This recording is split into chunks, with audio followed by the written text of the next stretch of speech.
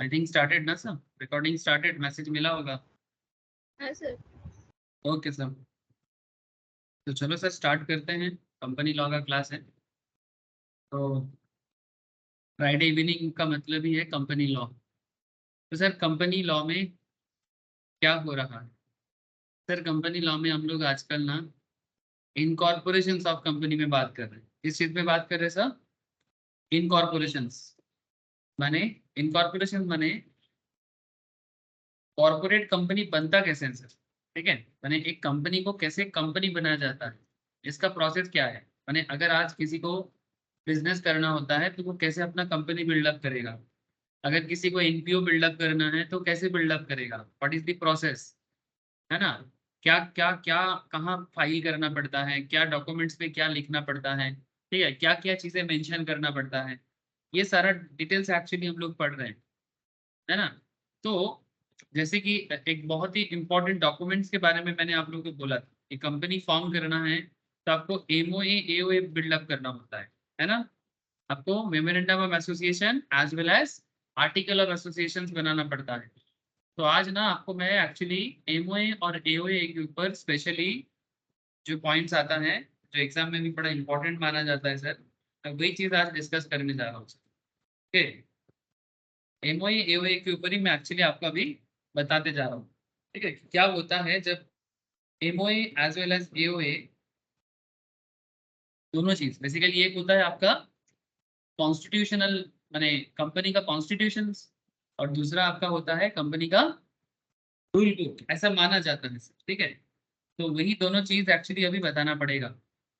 तो ठीक है सर, मैं आशा करता हूँ कि आपको स्क्रीन शेयर है। एक बार मुझे कंफर्म कर दो, स्क्रीन दिखाई दे रहा है सबको? Yes sir. ओके सर, तो देखो सर, एक कंपनी को बिल्डअप करना है, ठीक है, कंपनी को बिल्डअप करना है तो इसका incorporation of company and related matters क्या है, इसी चीज के बारे में मैं एक्चुअली आपको बात करूंगा। ठीक है, ये फाउंडेशन लेवल में भी जरूरी होता है, इंटरमीडिएट के लिए भी जरूरी होता है, और जिंदगी भर काम आता है सर। ठीक है, जिंदगी भर काम आता है। एक सेकंड, थोड़ा सा होल्ड करो।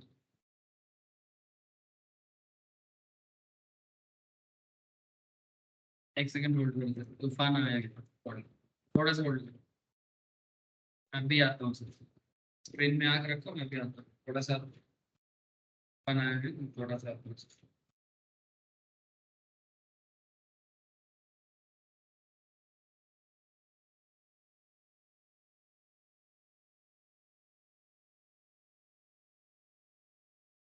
कौन तो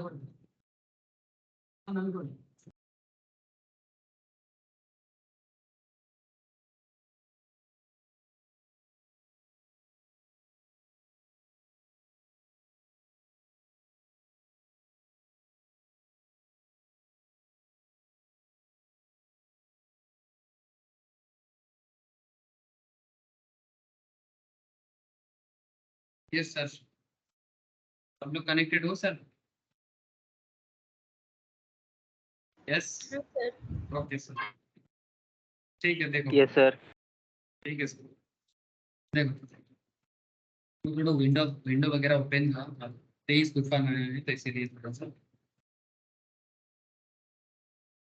तो इनकॉर्पोरेशन, अगर कंपनी को इनकॉर्पोरेट करना है तो ये सब मैं ऑलरेडी बता चुका हूँ sir. Section section 1 2 already basics मतलब डिफिनेशंस के क्लास में बता दिया था, है ना, जहाँ पर आपको डिफरेंट डिफिनेशंस पढ़ाया गया। सेक्शन 2 के अंदर पूरा डिफिनेशंस का रोल प्ले था। सेक्शन 3 जो है ये मिनिमम नंबर वगैरह में बात करता है। और ये सेक्शन 4 देख रहे हैं सर, सेक्शन 4 ये मेमोरेंडम ऑफ एसोसिएशन में बात करता है। सेक्शन 5 आर्टिकल ऑफ एसोसिएशन में बात करता है। एंड सेक्शन 6 क्या बोलता है? सेक्शन 6 कहता है कि act is superior than MOA AOA, माने अगर किसी मैटर में कंपनी का एमओए माने कंपनी का एमओए माने कंपनी का कॉन्स्टिट्यूशनल, माने कंपनी क्या है, किस काम के लिए आया है, कंपनी का रूल बुक मैंने एवरी ईयर कंपनी का जो काम चलता है उसको एओए में डिफाइन किया जाता है। आज मैं आपको दोनों का डिफरेंस क्लियरली बताऊंगा कि आखिर एमओए क्या करता है और एओए क्या करता है, ये दोनों चीज का डिफरेंस क्लियरली समझ में आ जाएगा। और आगे जाके जब आप as a chartered, as a company secretary, as a cost accountant, ठीक है, जब आप किसी को सजेस्ट करोगे, एज ए जब आप क्लाइंट को हैंडल करोगे, तब उनको कैसे क्या क्या करना है आप सजेस्ट करना है। फिर सीएस क्या करता है, इसको ड्राफ्ट करता है, ठीक है। तो ड्राफ्टिंग के टाइम पे एमओए ड्राफ्ट करना पड़ता है, एओए को ड्राफ्ट करना पड़ता है, तो उसमें क्या क्या बताना पड़ता है, क्या लिखना पड़ता है, ये भी समझ में आ जाएगा सर। तो बेसिकली ये एकदम हार्डकोर रियलिटी है जो अभी आपको मैं बताने जा रहा हूँ। कंपनी बिल्ड करना है, फॉर्म करना है, एमओए एओए मास्ट। बिना एमओए एओए का कंपनी नहीं बना सकते आप, ठीक है। कैसे बनाओगे सर, क्योंकि दुनिया को बताना पड़ता है कि आप कौन हो। यहाँ पर ये बताया जा रहा है कि अगर किसी जगह में एमओए एओए के साथ एक्ट का क्लैश होता है, तो कंपनीज एक्ट डायरेक्टली क्लियरली कहते हैं कि act is superior than MOA AOA. यानी कंपनी शायद बोल सकता है कि मेरे एमओए में लिखा है इसलिए मैंने किया, बट अगर हो सकता है कि कंट्री का एक्ट जो है उसमें कुछ और बताया गया है, तो एमओए से एक्ट बढ़ा, कंपनी के एमओए से एक्ट बढ़ा, ठीक है। आगे चर्चा करूंगा सर। एमओए बढ़ा कि एक्ट बढ़ा, ना एक्ट बढ़ा, इसलिए बोला है act is superior than MOA AOA. Changes in memorandum के बारे में, मेमोरेंडम को चेंज भी किया जाता है, सेक्शन 13 का कॉन्सेप्ट है। अब ये जो एरिया है ना sir, section 3, section 7, section 8, section 9 हो चुका है, बता दिया सर ऑलरेडी, ऑलरेडी मैंने बता दिया। मैं अभी आपको बाकी पार्ट में लेके जा रहा हूँ, मैं आपको बाकी पार्ट में लेके जा रहा हूँ, ठीक है। जो बहुत जरूरी इंपॉर्टेंट सेक्शन है उसमें बात कर लूँ।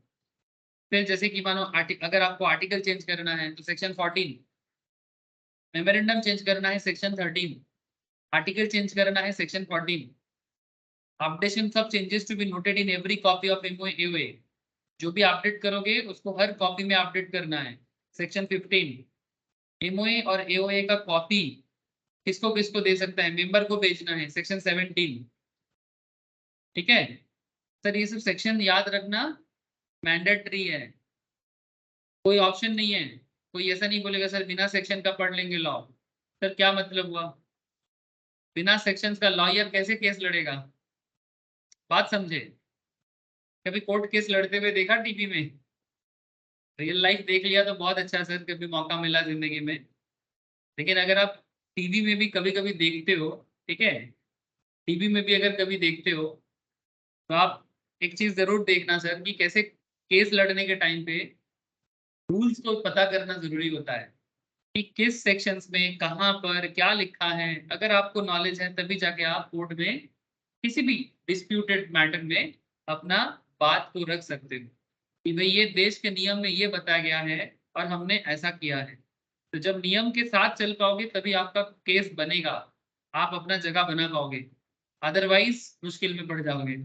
इसीलिए सेक्शन याद करना जरूरी होता है एग्जाम में भी। इसीलिए बहुत लोग पूछते हैं सर सेक्शन याद करें, बार बार बोलता हूँ क्लास में, फिर बाद में पूछते हैं, क्लास में बार बार बोल देते हैं फिर भी बाद में पूछते हैं सर सेक्शन याद मुश्किल हो रहा है, प्रेशर हो रहा है।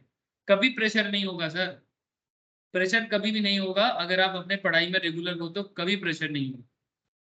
डिसिप्लिन वे में जो लोग पढ़ाई करते हैं उनके लिए पढ़ाई प्रेशर नहीं होता है।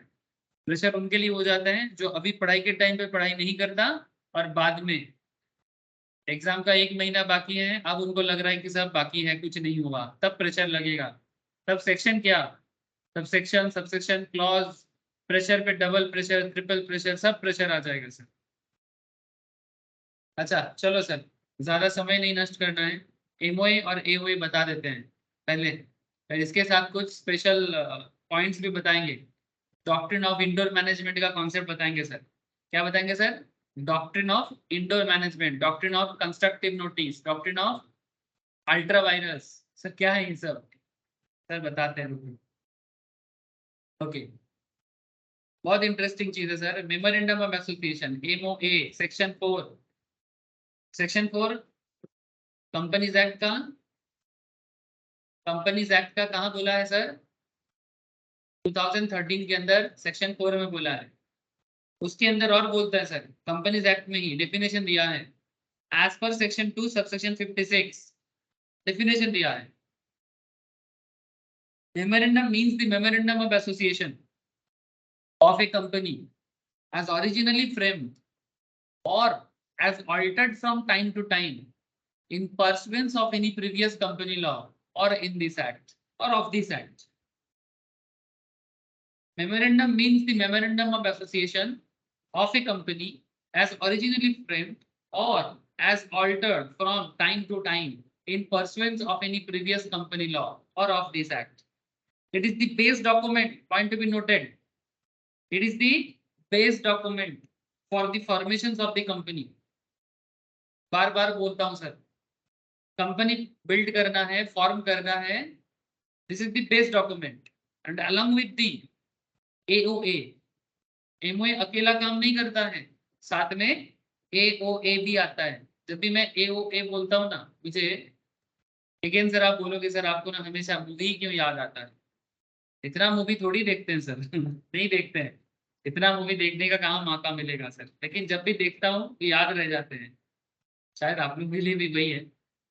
सर आप लोग गोलमाल रिटर्न देखे सर, गोलमाल रिटर्न, उसमें तुषार कपूर बोल के एक एक्टर होता था, अभी आजकल तो दिखता नहीं है. तुषार कपूर जो कॉमेडी का रोल किया था उस मूवी में, सभी कोई कॉमेडी मूवी था गोलमाल, आई थिंक गोलमाल. उसमें तुषार कपूर हकला बना था और उसमें वो ऐसे ही बात करता था, ए ई ए ओ ए ऐसा करता था. तो जब भी मैं ए ओ ए बोलता हूँ तो मुझे वो मूवी का वो डायलॉग याद आ जाता है. जो भी हो, चलो सर मेरे याद से क्या फर्क पड़ता है, आप लोग मूवी देखा हो तो कनेक्ट कर सकते हो, अदरवाइज नहीं. तो सर क्या बात है सर, तो एमओए तो बेस डॉक्यूमेंट हुआ. हेलो, एमओए तो बेस डॉक्यूमेंट हुआ कंपनी फॉर्म करने के लिए. इसके साथ साथ आर्टिकल ऑफ एसोसिएशन भी चाहिए, ठीक है. तो एमओए क्या है, is the base document for formation of the company along with the AOA, is regarded as the constitution of the company. AOA के साथ जब एमओए आता है तो इसको क्या माना जाता है, कॉन्स्टिट्यूशन ऑफ द कंपनी. जैसे देश चलाने के लिए कॉन्स्टिट्यूशन चाहिए, बिजनेस कंपनी चलाने के लिए एमओए चाहिए. The MOA and AOA, similar to other company agreements and resolution, is subject to the Companies Act 2013, Section 6, and the law of the land. And therefore, all these contents needs to be compliance of the Companies Act 2013 and other applicable legislations. यानी MOA, AOA में जो कुछ भी लिखा रहता है, सारे के सारे केस में देश का जो नियम है, लॉ ऑफ द लैंड, ठीक है, सारा content as per companies act होना चाहिए. मतलब आप एमओए में ऐसा कुछ भी नहीं डाल सकते जो एक्ट के बाहर है. एमओए एओए में आप ऐसा कुछ भी नहीं डाल सकते जो एक्ट से बाहर है. कंपनीज एक्ट 2013 कौन सी कंट्री का एक्ट है सर, इंडिया का एक्ट है. इंडिया एक कंट्री है, हमारा देश है, नेशन है ना. इंडिया का जो कंपनीज एक्ट है, उस कंपनीज एक्ट को मद्देनजर रखते हुए आपको एमओए बनाना है. सर कुछ ओरिजिनल एमओए दिखाओ ना सर. चलो सर दिखाते हैं. ये सब मैं पहले भी दिखा दिया था, ऑलरेडी दिखाया था. आप देख सकते हो कि मैं आपके सामने ओरिजिनल डॉक्यूमेंट्स लिया सर. ये मैंने पेटीएम के साइट से जाके डाउनलोड किया, आप भी चाहो तो डाउनलोड कर सकते हो, गूगल करके मिल जाएगा सर. क्या लिखा है, certificate of incorporation, certificate of incorporation. आप इस ये चीज मैं पहले भी दिखाया था.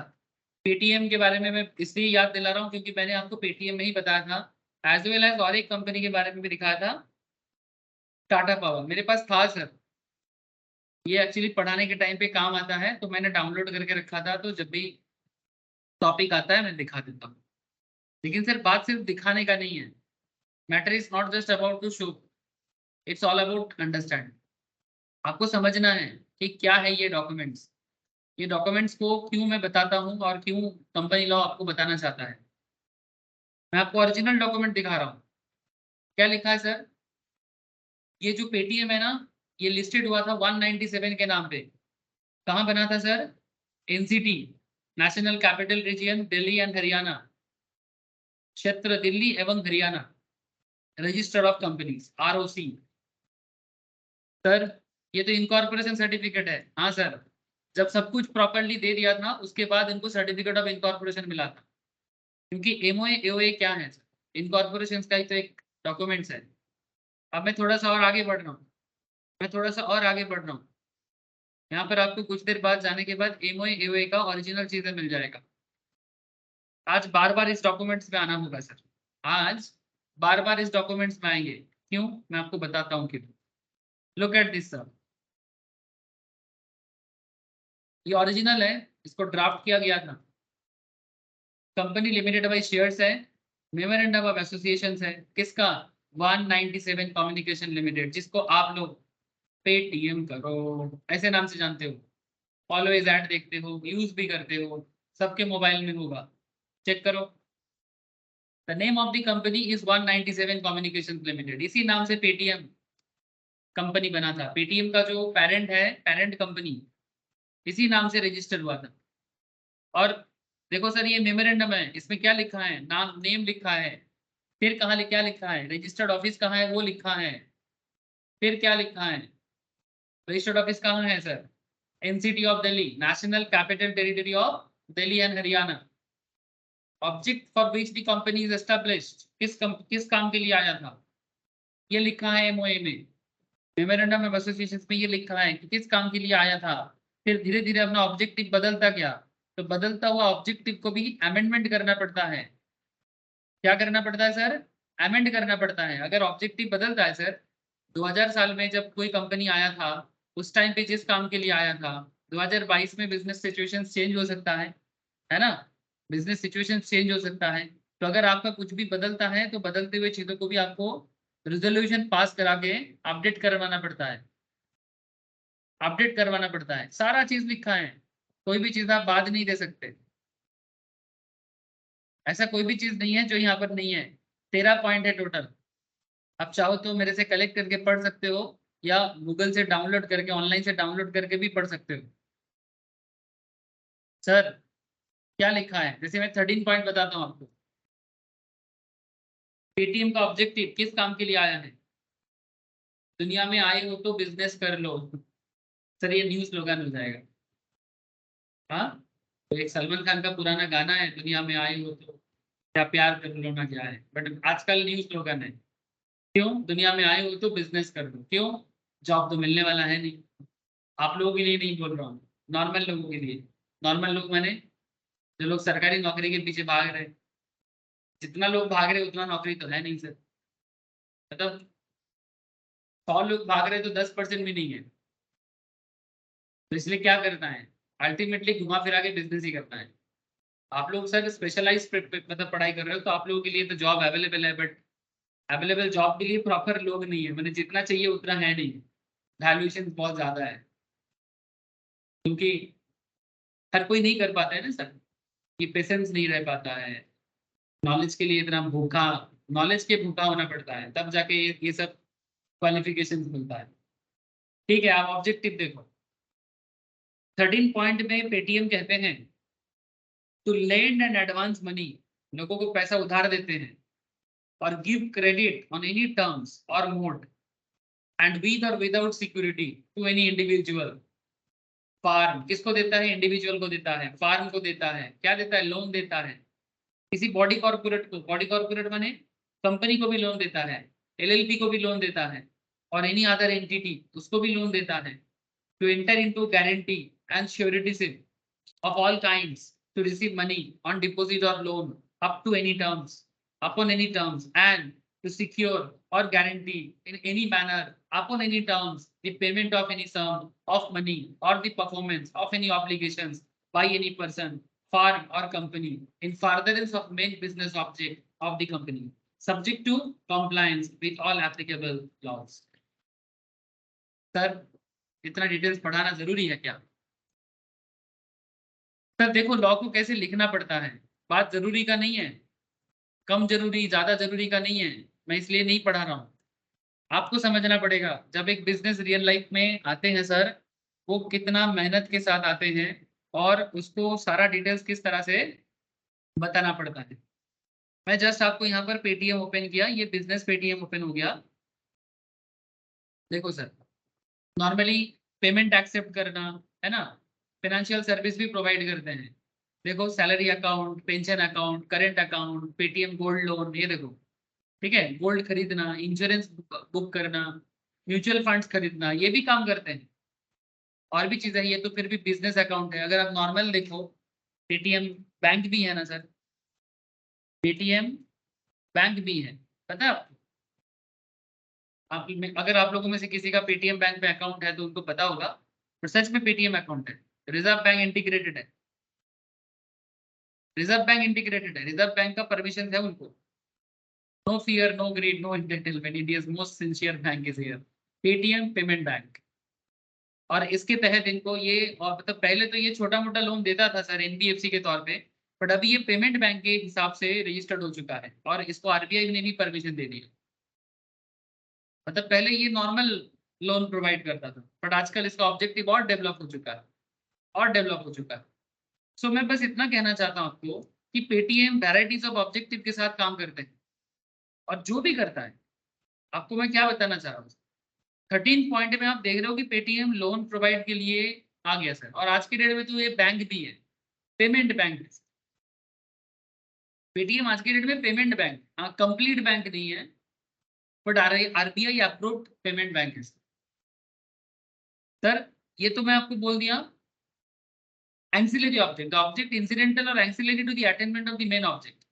मेन ऑब्जेक्ट को फुलफिल करने के लिए लोन प्रोवाइड करना इनका एंसिलरी ऑब्जेक्ट हो गया। अब ये देखो यहाँ पर, अब जब मैं स्टार्ट किया था तब ये देखो क्या क्या करने के लिए आया था। जब ये स्टार्ट किया था 2001 में, to carry out the business of developing, designing, importing, exporting software products and services, including telecom related to software services, becoming a service provider of internet, telecommunications, radio, television, or any other distributions or broadcasting activity as may be permitted by the government. Sir मैं बस आपको सारा point तो पढ़ के सुनाने का कोई मतलब नहीं होता है, मतलब होता है, बट अगर मैं ये पॉइंट पढ़ के सुनाऊं तो फिर किताब बुरा मान जाएगा सर।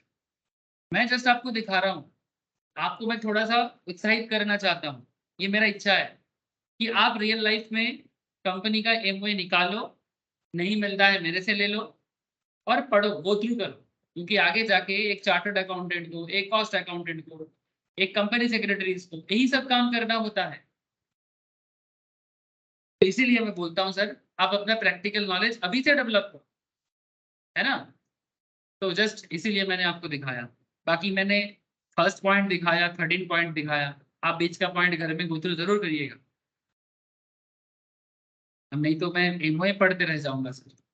चलो सर आगे, वापस आगे। अब मैं क्यों बता रहा था ये सब बात, अब देखो आपको अभी सब बात समझ में आएगा कि मैं ऐसा क्यों बीच बीच में आपको ये सब बताता रहता हूँ।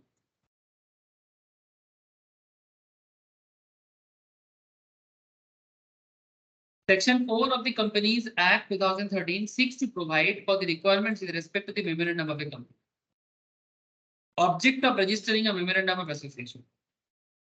MOA रजिस्टर करने का ऑब्जेक्ट क्या है?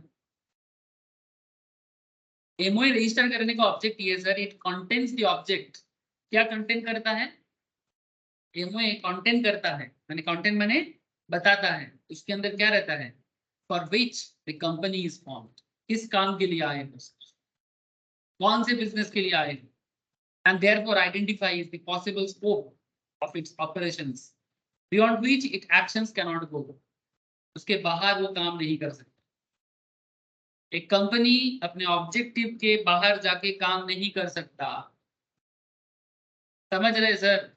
सर क्यों? जिसका पैसा, उसका इच्छा, उसका बिजनेस। सर बिजनेस है तो फिर रजिस्टर करो, अगर किसी बिजनेस में न्यूली आना चाहते हो तो रजिस्टर करो, बताओ दुनिया को, पहले तो आरओसी को बताओ, पहले बोर्ड मेंबर वगैरह को बताओ, शेयर होल्डर्स को बताओ, रिजोल्यूशन पास करवाओ कि मेरा ऑब्जेक्टिव में बदल रहा हूँ। ठीक है, अगर अप्रूवल मिल गया फिर करो ना, बिना अप्रूवल का नहीं कर सकते। It enables shareholders, creditors and all those who deal with company to know what its powers are, इसका पावर क्या है, and what activities it can engage in, किस काम के इनका एंगेजमेंट है। A memorandum is a public document under section 399 of the Companies Act, याद रखें सर, सेक्शन को याद रखें, 2013। Consequently every person, ये भी साथ में बताते हैं, ये पब्लिक डॉक्यूमेंट है, मैंने कोई भी चेक कर सकता है। एमओए पब्लिक डॉक्यूमेंट है, पब्लिक डॉक्यूमेंट मैंने इसको चेक करने का पावर सबको है। Consequently every person entering into a contract with the company, जो कोई भी कंपनी के साथ कॉन्ट्रैक्ट में आते हैं, is presumed to have the knowledge of the condition contained therein। अगर आप कंपनी के साथ कोई डील करते हो, ये मान लिया जाता है कि आपको पता है कंपनी क्या करता है, सर अगर किसी ने पढ़ा नहीं तो सर आपका प्रॉब्लम, ये आपका प्रॉब्लम है। ये कॉन्स्ट्रक्टिव नोटिस का कॉन्सेप्ट है। कंपनी अपना डिटेल्स अपनी एमओए में बता के रखता है। अगर कंपनी के साथ डील करके किसी इंडिविजुअल्स का, किसी बिजनेस का, किसी फार्म का, किसी कंपनी का कोई खराबी होता है और बाद में पता चलता है ये काम तो कंपनी करता ही नहीं है, आपका प्रॉब्लम है सर। आपने क्यों नहीं पढ़ा कंपनी के बारे में? इसीलिए यहाँ पर बोला है every person entering into a contract with the company is presume to have knowledge of the condition content there. ये मान लिया जाएगा कि आपको पता है कि कंपनी क्या करते हैं, भले ही आपने डॉक्यूमेंट पढ़ा या नहीं पढ़ा। अब कोई बोलेगा सर हमको कैसे पता कंपनी क्या करता है? सर आप देख लो ना, एमओए पब्लिक डॉक्यूमेंट है। नहीं सर हमको पता नहीं है, हमने कभी लॉ नहीं पढ़ा ना। Sir ignorance of law not an excuse. अगर आपको लॉ नहीं पता ये कोई एक्सक्यूज नहीं है। कॉन्स्टिट्यूशन कहते हैं लॉ नहीं पता होना कोई एक्सक्यूज नहीं है। नहीं पता तो पता करो। देखो सर आगे देखो, the share holder must know the purpose for which his money can be used. एक शेयर होल्डर जब कंपनी को पैसा देता है उसको पता होना चाहिए कि उसका पैसा कंपनी किस काम पे लगाता है, and what risk he is taking in making the investment. कि उसने कंपनी में इन्वेस्ट करके क्या रिस्क ले रहा है, क्या उनका पैसा सही काम पे लग रहा है या फिर उनका पैसा किसी गलत काम में लग रहा है।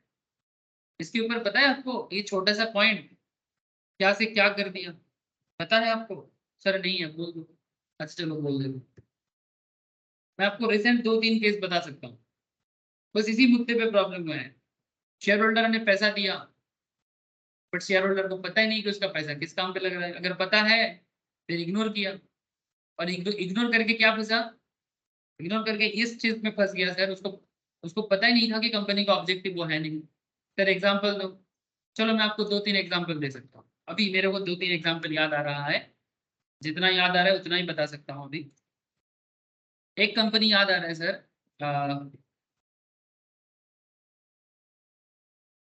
कार्वी कार्वी स्टॉक ब्रोकिंग बोल के कंपनी था। इट्स ब्रोकिंग कंपनी और बहुत ही पुराना ब्रोकिंग कंपनी से, हैदराबाद बेस्ड कंपनी है।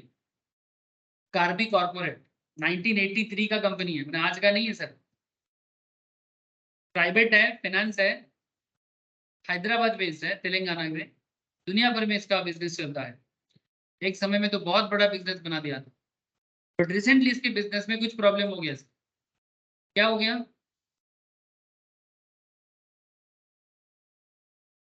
ये देखो क्रिमिनल केस लग गया सर। देख रहे हैं sir, criminal cases involving Karbi group companies. Sir क्या कर दिया ऐसा?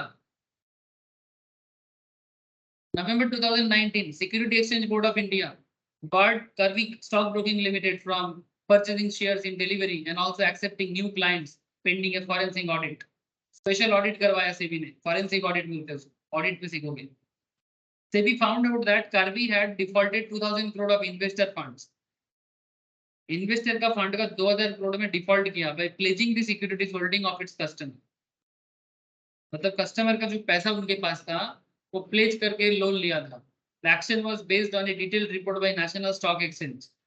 मैं ज्यादा डिटेल्स में नहीं जा रहा हूँ, मैंने अब किसी को अगर ये चीज समझ में नहीं आ रहा है स्टॉक मार्केट में क्या चल रहा है क्या हुआ, मैं उसमें डिटेल्स में नहीं जा रहा हूँ। मैं आप जिसको समझ में आ रहा है वो समझ लो कि उसका नॉलेज अच्छा हो गया है market related, finance related. But जिसको समझ में नहीं आ रहा है उसको धीरे धीरे समय लगेगा, समझ जाएगा, क्योंकि अभी मैं ये सब बात नहीं समझा सकता। बस इतना आपको बता सकता हूँ कि क्या फ्रॉड हुआ था। The company had sold excess securities. ज्यादा सिक्योरिटी सेल कर दिया था जितना उनके डीपी अकाउंट में नहीं था, डिपोजिटरी अकाउंट में नहीं था। 485 crore through the 9 related clients 31 में 2019। They further transferred excess securities 162 crore का to 6 of the 9 related clients until 31st May 2019. Later, it tried to repurchase the security worth 227 crore to cover up the shortfall between June September. मतलब basically company के पास जितना demat था, demat में डिपोजिटरीज में जितना holding था उससे ज्यादा शेयर वो मार्केट में प्लेज कर दिया। तो बेसिकली जो उसके पावर में नहीं था, उसके ऑब्जेक्टिव में नहीं था।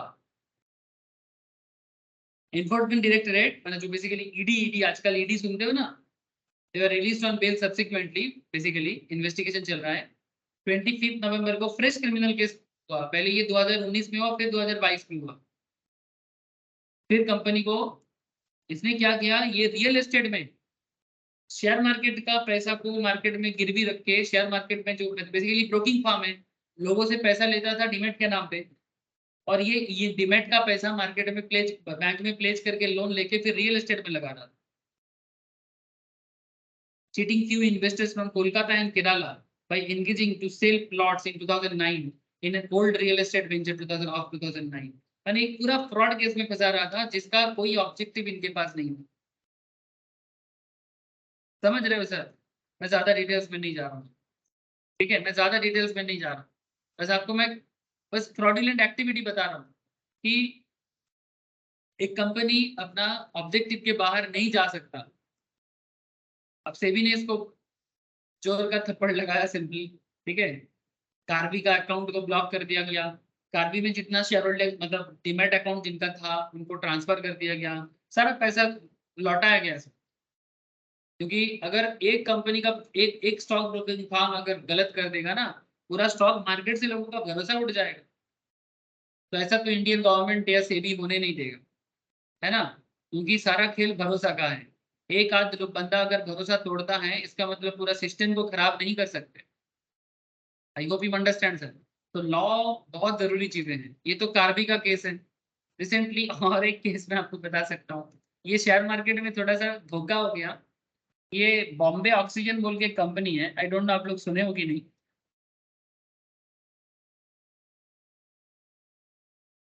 बॉम्बे ऑक्सीजन 2021 में जब 2021 में एक शेयर का दाम 10,000 समथिंग चल रहा है सर। 2021 में जब ये हुआ था ना सर, ऑक्सीजन सिलेंडर प्रॉब्लम हुआ था, तो उस टाइम पे ये शेयर में कुछ गजब ही प्रॉब्लमेटिक सिचुएशन हुआ था। आप देख सकते हो मेरा हाथ कहाँ है, 2020 के आसपास है। तो बेसिकली ये शेयर ज्यादातर केस में जो प्रोमोटर है उन्हीं के हाथ में है, लेकिन एक सिर्फ सेम ऑब्जेक्टिव प्रॉब्लम है। ये कंपनी एक्चुअली बॉम्बे ऑक्सीजन नहीं बनाता है सर, क्या लिखा है, ऑक्सीजन इन्वेस्टमेंट लिमिटेड, ठीक है। इसका ऑब्जेक्टिव बदल गया है।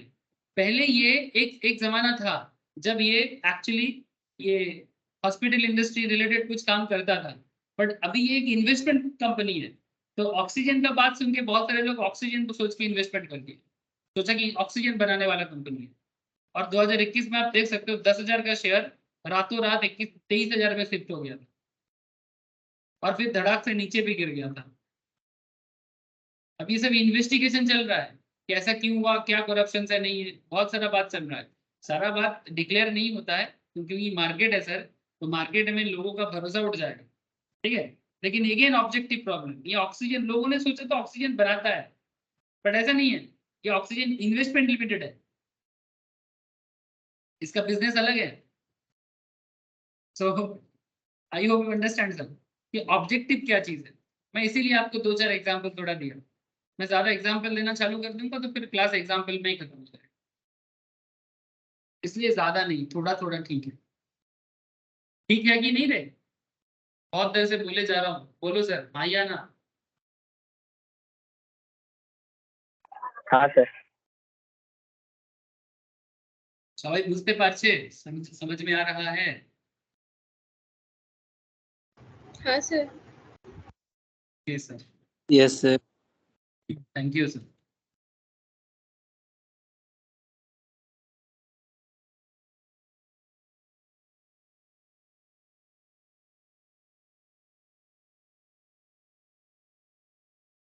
आगे देखिए सर, बहुत सारी बातें हैं सर, एग्जाम्पल देने जाते हैं ना तो बहुत समय लग जाता है। अच्छा देख लो, तो बेसिकली आपको पता होना चाहिए कि जिस कंपनी के साथ आप डील पे जा रहे हो, कौन डील करता है कंपनी के साथ। जो शेयर होल्डर है वो डील करता है ना, कंपनी के शेयर में पैसा लगाते हैं। क्यों लगाते हैं? क्योंकि कंपनी वो पैसा दूसरे जगह में इन्वेस्ट करके आपको रिटर्न देता है। जो क्रेडिटर है, जो कंपनी को रॉ मटेरियल सप्लाई करते हैं, जो लोन देते हैं, लेंडर जो है ना, तो आप कंपनी के साथ बिजनेस करोगे तो कंपनी क्या करता है ये नहीं जानोगे? क्यों नहीं जानेंगे सर? बिना जान के कौन काम करेगा? पागल ही होगा जो बिना जान के करेगा, है ना? जानो कि क्या करता है। The shareholder must know the purpose for which his money can be used by the company and what risk he is taking in making investment. The company cannot depart from the provisions contained in the memorandum. However, imperative may be the necessity of the for the departure. It cannot enter into a contract or engage in any trade or business which is beyond the power confessed on it by the memorandum. जो उसने memorandum में बोला उसके बाहर वो नहीं जा सकता। If it does so, अगर कंपनी ऐसा करता है, अपने पावर के बाहर जाके कुछ भी करता है, it would be ultra vires the company and void. ये अल्ट्रा वायरस है और वॉइड है। वॉइड माने कैंसिल, ऐसा कॉन्ट्रैक्ट हो ही नहीं सकता। ऐसा कॉन्ट्रैक्ट हो ही नहीं सकता जो कंपनी के ऑब्जेक्टिव के बाहर जाके कंपनी करेगा और उसके बेसिस में शेयर होल्डर को बोलेगा, क्रेडिटर को बोलेगा, लेंडर को बोलेगा, गड़बड़ हो जाएगा। अल्ट्रा वायरस बोलते हैं इसको, बताते हैं सर आगे। अल्ट्रा वायरस क्या होता है बता देते हैं एक बार। अल्ट्रा वायरस एक स्पेशल पॉइंट है, इसको बोलते हैं डॉक्ट्रिन ऑफ अल्ट्रा वायरस। क्या बोलते हैं sir? Doctrine of ultra virus. VIRES, RUS नहीं, RES, वायरस ही बोलते हैं इसको, वायरस। ठीक है, देखो, in the case of company, whatever is not stated in the memorandum, ध्यान से सुनना, कंपनी के केस में whatever is not stated in the memorandum as the object or powers, object और power माने क्या पावर है उनकी, क्या कर सकता है। Whatever is not stated in the memorandum as the object or powers is prohibited by the doctrine of ultra vires. As a result, an act which is ultra vires is void. जो company के power के बाहर है, जो company का objective के बाहर है, वो ultra vires and does not bind the company. और कंपनी को इस चीज के लिए आप नहीं बांध सकते। Neither the company nor the contracting party can sue on it. The company cannot make it valid. Company इसको वैलिड भी नहीं कर सकता। Even if member assent to it. अगर कंपनी में सारा मेंबर माने शेयर होल्डर, अगर कंपनी के सारे मेंबर मिलके भी बोले, तब भी जो पावर के बाहर है उसको वैलिड नहीं करवा सकते। आजकल हो चुका है, बट अल्ट्रा वायरस कॉन्सेप्ट बहुत पुराना कॉन्सेप्ट है, तब ये चीज था। मैं आपको आजकल क्या होता है मैं आपको बताता हूँ। अगर किसी को कुछ चेंज करना है तो रिजोल्यूशन पास कराते हैं, मैं दिखाता हूँ आपको। स्पेशल रिजोल्यूशन पास कराता है, ऑब्जेक्टिव चेंज करने के लिए स्पेशल रिजोल्यूशन पास करा के हो सकता है। लेकिन मैं आजकल का बात बाद में बोलते हैं सर, पहले आप देखो कि क्या बताना चाहिए। तो कंपनी अल्ट्रा वायरस क्या हो जाएगा? जो कंपनी के पावर के बाहर है वो वॉइड है, simple. Which is ultra virus is void and does not bind the company. Neither the company nor the contracting party can sue on it. The company cannot make it valid even if member assent to it. अगर member हाँ भी बोल देता है तो भी उसको valid नहीं किया जा सकता। The general rule is that an act which is ultra virus, the company is incapable of ratification. Ratification माने basically approval. आप approve नहीं करा सकते। An act which is intra-virus, जो कंपनी के पावर के अंदर है, the company but outside the authority of the directors, ध्यान से सुनना, जो कंपनी के पावर के अंदर है बट डायरेक्टर के अथॉरिटी के बाहर है, मे बी रेटिफाइड। डायरेक्टर के अथॉरिटी के बाहर है, डायरेक्टर माने जो कंपनी को चलाते हैं। नॉर्मली ज्यादातर केस में प्रोमोटर होते हैं, जो कंपनी के प्रोमोटर होते हैं उनको डायरेक्टर ही माना जाता है सर, ज्यादातर केस में। कोई पर्टिकुलर कॉन्सेप्ट कंपनी के प्रोमोटर माने, यहाँ पर आप प्रोमोटर वर्ड सही नहीं होगा, तब डायरेक्टर से ही बात समझो। जो प्रोमोटर का अथॉरिटी के बाहर है बट कंपनी के पास है, intra virus the company but outside the authority of directors may be ratified. इसको रेटिफाई किया जा सकता है bye the company in proper form. ये हुआ था राजेंद्र नाथ दत्ता वर्सेस शैलेंद्र नाथ मुखर्जी, 1982 का केस बना था कलकत्ता। इसमें एक्चुअली प्रॉब्लम यही था कि डायरेक्टर के अथॉरिटी के बाहर था बट कंपनी के इंट्रावेरस था। इंट्रा माने कंपनी के अंदर ये हो सकता है, ऑब्जेक्टिव के बाहर नहीं है। अगर सारे के सारे मेंबर मिलके अप्रूवल दे तो हो सकता है। If the act is ultra vires, the directors only, the shareholders can ratify it. Beyond the powers of directors only. जब पावर डायरेक्टर की पावर के बाहर होते हैं किसी भी चीज तो उसको अल्ट्रा वायरस बोलते हैं। If the act is ultra virus, that is beyond the powers of the directors only, the shareholders can ratify. Shareholder approval दे सकते हैं। If it is ultra virus, the article of association, the company can alter its article in the power में। अगर कोई particular काम company के article के बाहर है तो कंपनी आर्टिकल को बदल सकते हैं, ठीक है। द रूल, ये जो रूल है ना सर, ये बेसिकली किसको प्रोटेक्ट के लिए है? शेयर होल्डर को प्रोटेक्ट के लिए। The rule is meant to protect the shareholder and the creditor of the company. The doctrine माने rule, doctrine माने rule. The doctrine of ultra virus was first enunciated by the House of Lords in classic case. इसका एक बहुत classic case है sir, ये case सुनोगे तो आपको समझ में आएगा और अच्छे से। ये क्लासिक केस है, एग्जाम में आप इसको मेंशन करके एग्जाम पे आंसर भी दिया जाता है। आगे आगे जब क्वेश्चन आंसर करेंगे आप देखेंगे इसके ऊपर क्वेश्चंस भी बहुत पॉपुलर है सर। और इस क्वेश्चन का, इस केस का नाम है sir Ashbery Railway Carriage and Iron Company Limited versus rich. 1878 का केस है, ठीक है। The memorandum of the company in the said case define its object. Memorandum अपना ऑब्जेक्ट बता, ठीक है। मेमोरेंडम माने एमओए, ठीक है। The object for which the company is established, जिस पर्पस के लिए कंपनी आया है वो अपना ऑब्जेक्टिव बता। किस कंपनी किस पर्पस के लिए आया था?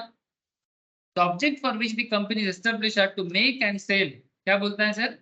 Make and sell or lend or hire, make and sell or lend or hire, भाड़ा ले सकता है, धार ले सकता है, सेल कर सकता है, बना के बेच सकता है, क्या? Railway plants. To carry on the business of mechanical engineers and general contractor, यानी mechanical engineers and general contractor, यानी basically mechanical engineer जो general contract लेके कोई भी काम को करता है ना सर, हेलो, रोड बनाना है, रेलवे बनाना है, तो मैकेनिकल इंजीनियर का काम है, तो उसी काम के लिए जनरल कॉन्ट्रैक्टर का काम ये लोग करते हैं। जैसे कहीं पर भी आप सुने होंगे, हमारे यहाँ पर भी बहुत पॉपुलर है, कोई रोड बनेगा तो कॉन्ट्रैक्टर होते हैं, रोड का कॉन्ट्रैक्ट लेके रोड बनाते हैं, बिल्डिंग कॉन्ट्रैक्ट पे लेके कॉन्ट्रैक्ट बनाते हैं, कॉन्ट्रैक्ट में बिल्डिंग बनाते हैं। तो नॉर्मली जो जनरल कॉन्ट्रैक्ट कर लेता है ना सर, रेल लाइन बनाने का, रेलवे प्लांट वगैरह बनाने का, तो ये सभी मैकेनिकल इंजीनियर के ऊपर बेस करके लेता है। इसीलिए बोलते हैं, क्या करते हैं, फिर से ध्यान से सुनना। The object for which the company is established, जिस काम के लिए कंपनी आया है, are to make and sell or lend or hire railway plants to carry on the business of mechanical engineers and general contractors। ये काम के लिए ये Ashbury Railway Carriage and Iron Company Limited versus Riche का case बना था। अब आगे देखो सर, खत्म नहीं है। The company entered into a contract with Messrs रीचे। ये जो कंपनी है एशबरी रेलवे कैरेज, ठीक है, ये रीचे के साथ कॉन्ट्रैक्ट में है। A firm of railway contractor to finance the construction of a railway line in Belgium। ध्यान से सुनना, कंपनी जो है वो कॉन्ट्रैक्ट में आया किसके साथ? मिसेस रीचे के साथ। A firm of railway contractor to finance the construction of a railway line in Belgium, Europe का केस है। On subsequent repudiation of this contract by the company on the ground of its being ultra virus। बात को समझे sir, subsequently क्या हुआ? Repudiate कर दिया sir. किसके लिए रेपुडिएट कर दिया? ध्यान से देखो, ध्यान से देखो। On subsequent repudiation of this contract by the company on the ground of its being ultra virus.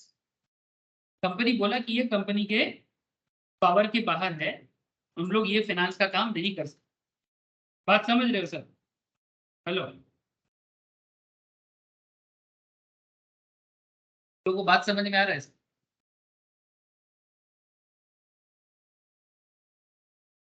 हम सब्सिक्वेंट रेपुडिएशन, रेपुडिएशन मतलब किसी चीज को रिफ्यूज करना, ठीक है, एक्सेप्ट नहीं करना, ठीक है। On subsequent repudiation of this contract by the company on the ground of its being ultra vires, Riche brought a case for damages on the ground of breach of contract.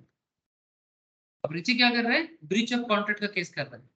As according to him, the words general contractor in the object clause give power to the company to enter into such a contract.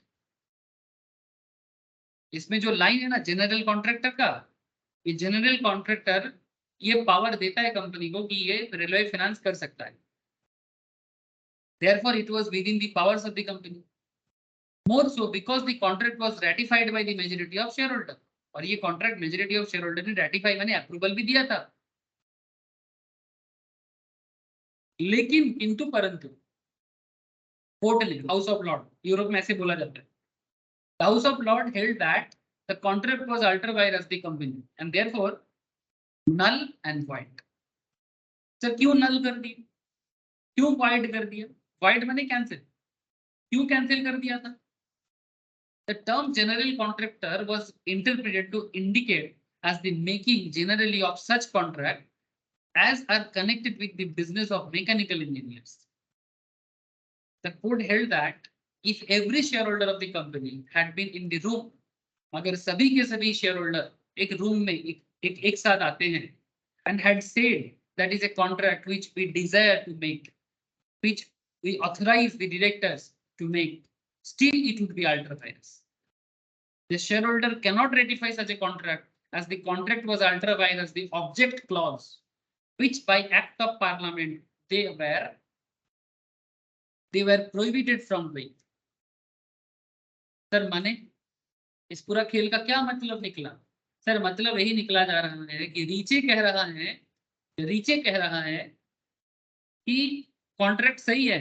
माने ये जो company है Ashbery Railway Carriage and Iron Company limited, ये company ये contract कर सकता है Belgium में रेलवे लाइन में कंस्ट्रक्शन के लिए फाइनेंस कर सकता है, ये रीचे का कहना है। बट कंपनी ने इसको संगे संग रिपुडिएट कर दिया था, एक्सेप्ट करने से मना कर दिया था। तो रीचे बोल रहे भाई आपने पहले कॉन्ट्रैक्ट किया, बाद में उसको लगा कि ये रिपुडिएट कर लेना चाहिए, कंपनी ने उसको बाद में सब्सिक्वेंटली रिपुडिएट कर दिया। रीचे बोल रहे ये तो ब्रीच ऑफ कॉन्ट्रैक्ट हो रहा है, वादा करके नहीं निभा रहे हैं, तो बैक कोर्ट में लेके चला गया।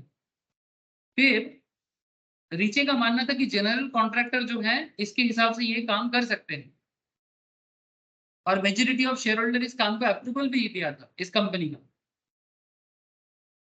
लेकिन जब बात कोर्ट में गया तो कोर्ट बोलता है कि नहीं ये अल्ट्रा वायरस माने कंपनी के पावर के बियॉन्ड में है, बियॉन्ड पावर।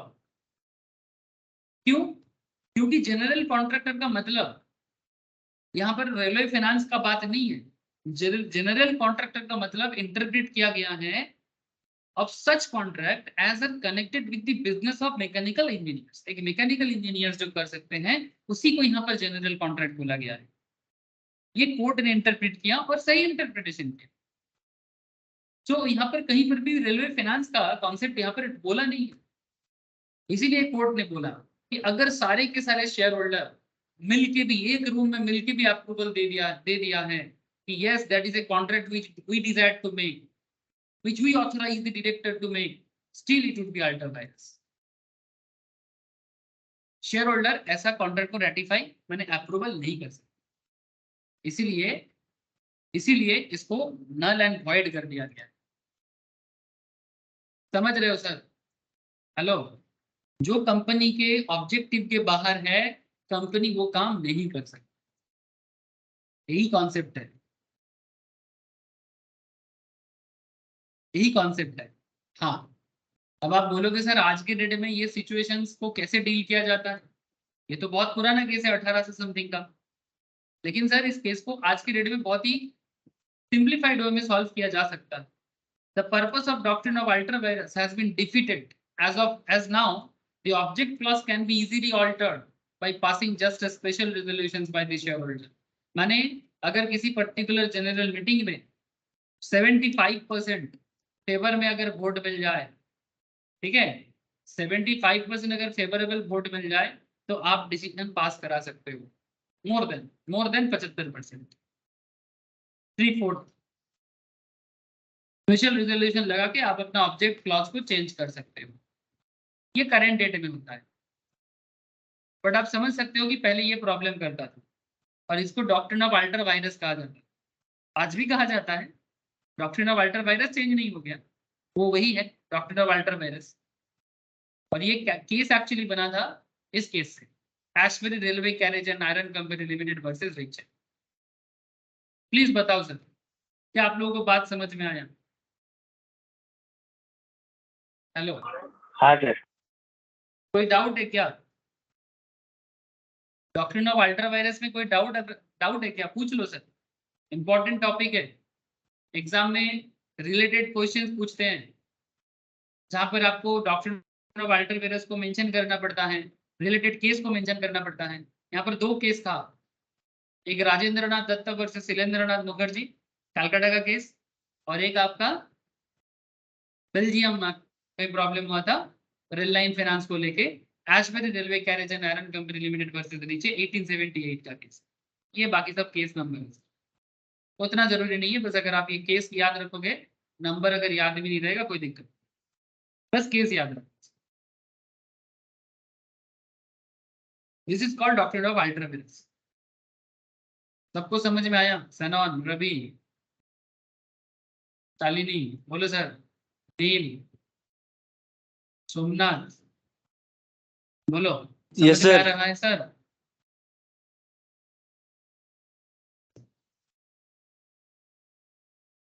ओके सर, तो चलो सर, अब क्या है, ऐसे सर इस तरह का मुझे कॉन्सेप्ट मिल गया तो मैं आपको बता दिया। जैसे यहाँ पर ऑब्जेक्ट क्लॉज चेंज के बारे में बोला ना, चलो मैं आपको एक रियल लाइफ दिखाता हूँ कि ऑब्जेक्ट क्लॉज कैसे चेंज होता है और उसका किस तरह से लिखा जाता है। देखो, ये वापस मैं पेटीएम में ही आ गया sir. Government of India, ministry of corporate affairs, 4th floor, IFCI tower, 61 New Delhi, India, ROC Delhi. ठीक है, ये पेटीएम का सीन नंबर है। सीन नंबर माने कॉर्पोरेट आइडेंटिटी नंबर।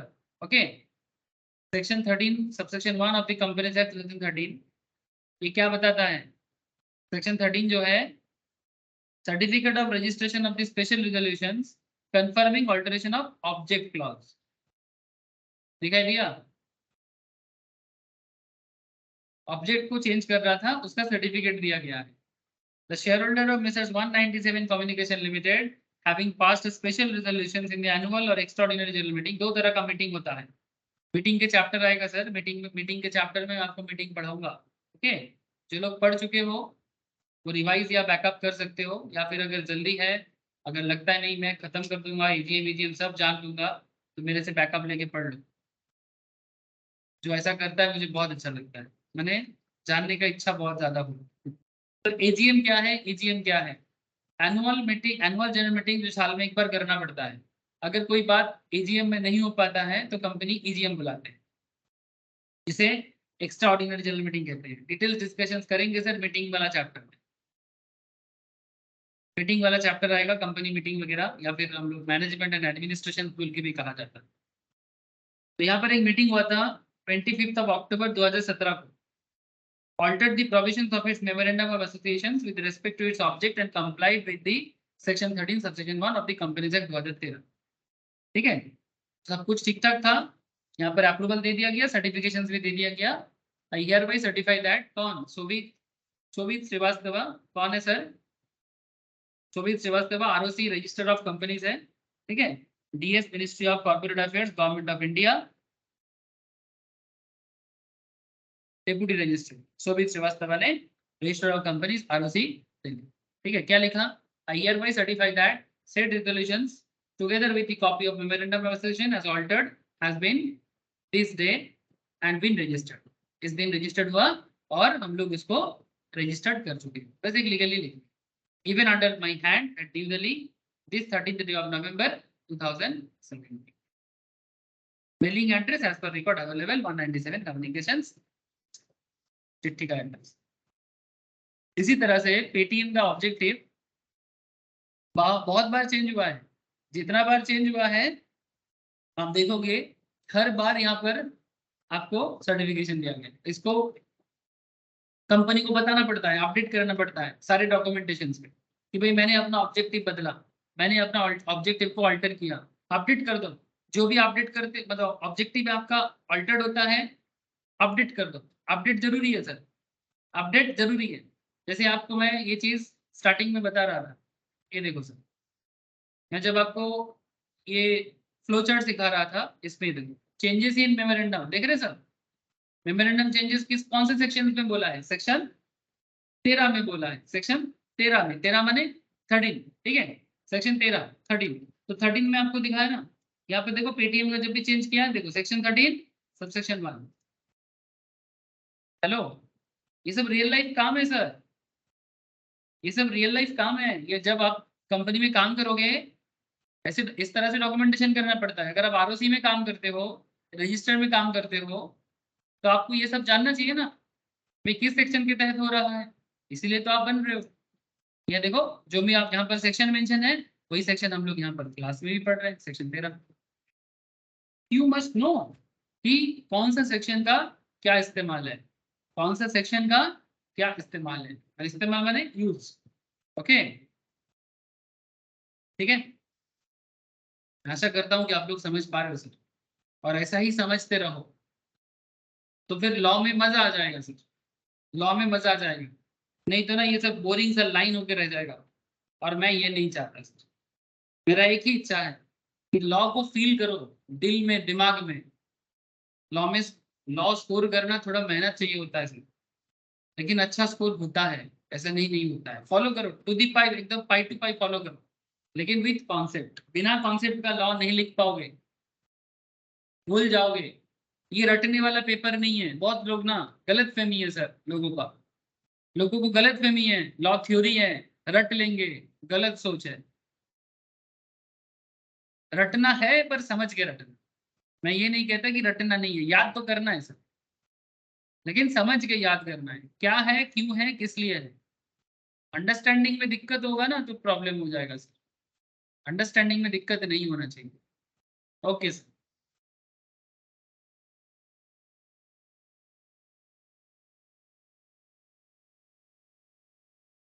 एक चीज और है सर, तो अकाउंट्स का नॉलेज मोटा मोटी सभी को थोड़ा बहुत हो जाता है, एक चार्टर्ड लेवल में, सीएमए लेवल में सबको पता है कि हाँ भाई अकाउंट्स तो करना ही है।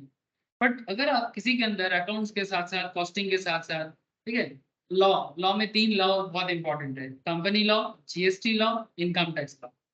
3 इंपॉर्टेंट लॉ है सर, इसके ऊपर अगर किसी को, इसके ऊपर अगर किसी को मैंने ग्रिपिंग है ना सर, तो आप समझ लेना कि आप ऑलवेज लीड करोगे, ठीक है।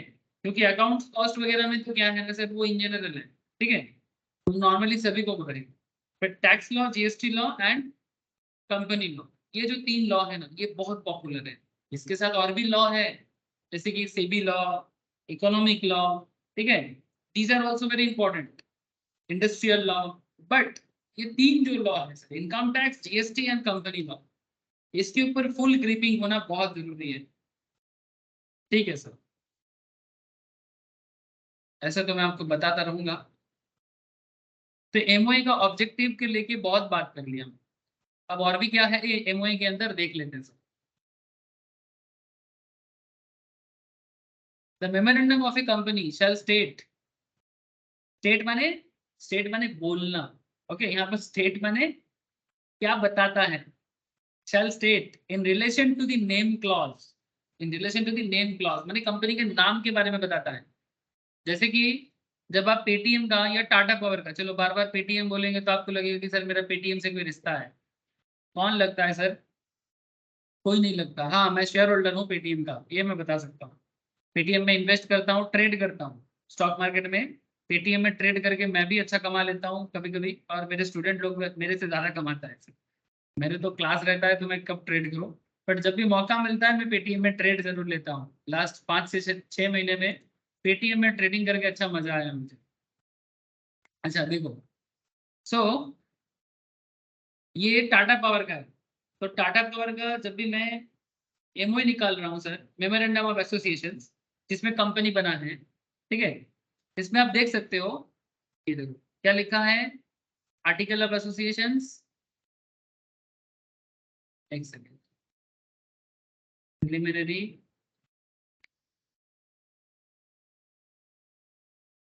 मेमोरेंडम ऑफ एसोसिएशन, ठीक है, ये देखो मेमोरेंडम में the name of the company क्या है? The Tata Power Company Limited. This is called name clause. Second में क्या लिखा है?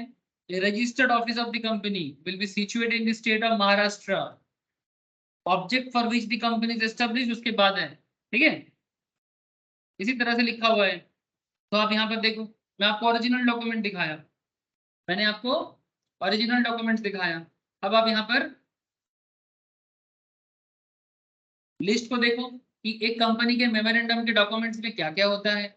In relation to name clause object बता दिया। नाम क्लॉज माने name of the company with the last word limited in case the company is a public limited company, और the last word private limited in case the company is a private limited company. Exception, this clause is not applicable on the companies formed under section 8. Section 8 माने NPO, जिसके बारे में मैंने last class में बताया था। इन our previous lectures हम लोग डिटेल्स में NPO का चर्चा किया था, है ना sir? In our previous class में हम लोग डिटेल्स में NPO का चर्चा किया था कि NPO क्या है, कैसे बनता है, NPO बनाने का पूरा डिटेल्स। तो आपको पता है सर, NPO कभी भी अपने नाम के आगे पीछे पब्लिक लिमिटेड या प्राइवेट लिमिटेड वर्ड नहीं लगा सकता, क्योंकि एनपीओ प्रॉफिट के लिए नहीं आता है ना।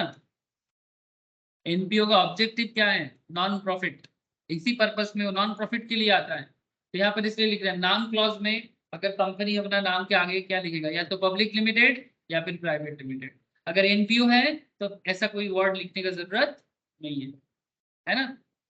In relation to registered office clause, ये तो हो गया नाम क्लॉज। रजिस्टर्ड ऑफिस में the state in which the registered office of the company is to be situated. जिस तरह से टाटा ने क्या लिखा, the registered office of the company will be situated in the state of Maharashtra. Paytm का भी देखोगे तो पेटीएम का भी मिल जाएगा आपको। क्या लिखा है?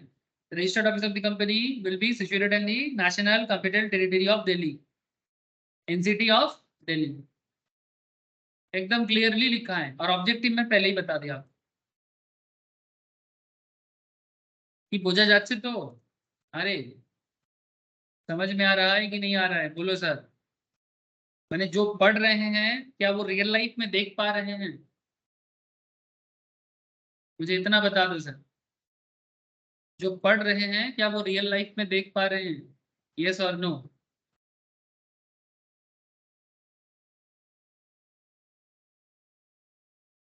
क्या रे, किसी का आवाज नहीं आ रहा है? कनेक्टेड है सब या फिर मेरे साथ कनेक्शन नहीं है? बोलो सर। हाँ सनोन, नील, रौनक, रौनक तो अभी ज्वाइन किया, Ravi, Shalini, Somnath, good evening sir. Tushar. हाँ good evening sir Raunak. Raunak connect करिए ফেললাম, দেখে নিবি পরে কিন্তু, ঠিক আছে? ओके सर हाँ सर। ओके सर, आगे देखो। In relation to object clause, object clause में मैं आपको पहले ही बताया, किसी का म्यूट नहीं है सर, अनम्यूट कर दो। अच्छा ठीक है, okay. In relation to the object clause, the object for which the company is proposed to be incorporated, है ना, and any matter considered necessary in furtherance thereof, किस काम के लिए आ रहे हैं कंपनी, उसका पूरा डिटेल्स ऑब्जेक्ट। जिस तरह से मैं आपको पेटीएम में बताया ना, पूरा पेटीएम का पूरा ऑब्जेक्टिव बताया इतना देर, है ना, कि किस काम पे, पूरा 13 पॉइंट्स है यहाँ पर, 13 पॉइंट है सर, जिसमें पेटीएम क्या काम के लिए आया है, उससे भी ज्यादा है। फर्स्ट में 37 39 पॉइंट है, उसके बाद अदर ऑब्जेक्ट में 13 पॉइंट्स है। मैंने कम से कम कुल मिला के 48 नहीं 30 प्लस पैरा होगा, जिसपे पूरा पेटीएम का ऑब्जेक्टिव है। टाटा पावर का भी ऑब्जेक्टिव आप चेक कर सकते हो कि टाटा पावर किस काम के लिए आया है। The object for which the company is established are to acquire from, take over, work the concession conferred upon Tata Sons Limited by the government of Bombay for the development of Neela Mula Valley in the Haveli Taluka of the Pune district of the Presidency of Bombay, with a view to established of an undertaking for the generations of the electrical energy by the storage of the water power in a lake to be formed in that valley and supply of such energy to the public. मैंने एक valley है sir, Neela Mula valley in Haveli taluka of the Poona, Poona मैंने Poona district, जो Bombay presidency में पड़ता था। एक बहुत पुराना कंपनी है टाटा पावर। टाटा पावर आज का नहीं है सर। टाटा पावर का अगर आप डॉक्यूमेंट्स देखोगे, it's a very old company sir. ये देखो सर, ये आपका इंपीरियल बैंक ऑफ इंडिया, उस टाइम पे ये सर्टिफिकेशन देख रहे हो सर। कोई मुझे बता सकते हो कि इंपीरियल बैंक ऑफ इंडिया बने कब का बात है सर?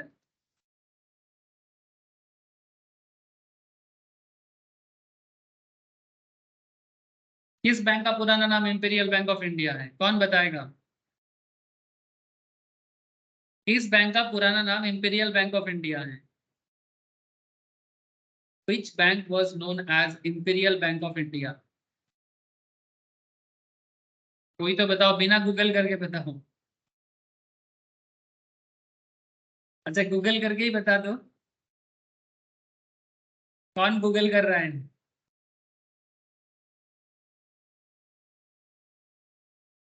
अच्छा ठीक है, गूगल हो गया, बोलो तो सही। सर एसबीआई का बोलते हैं। Thank you sir. SBI, state bank of India का पुराना नाम है इंपीरियल बैंक ऑफ इंडिया।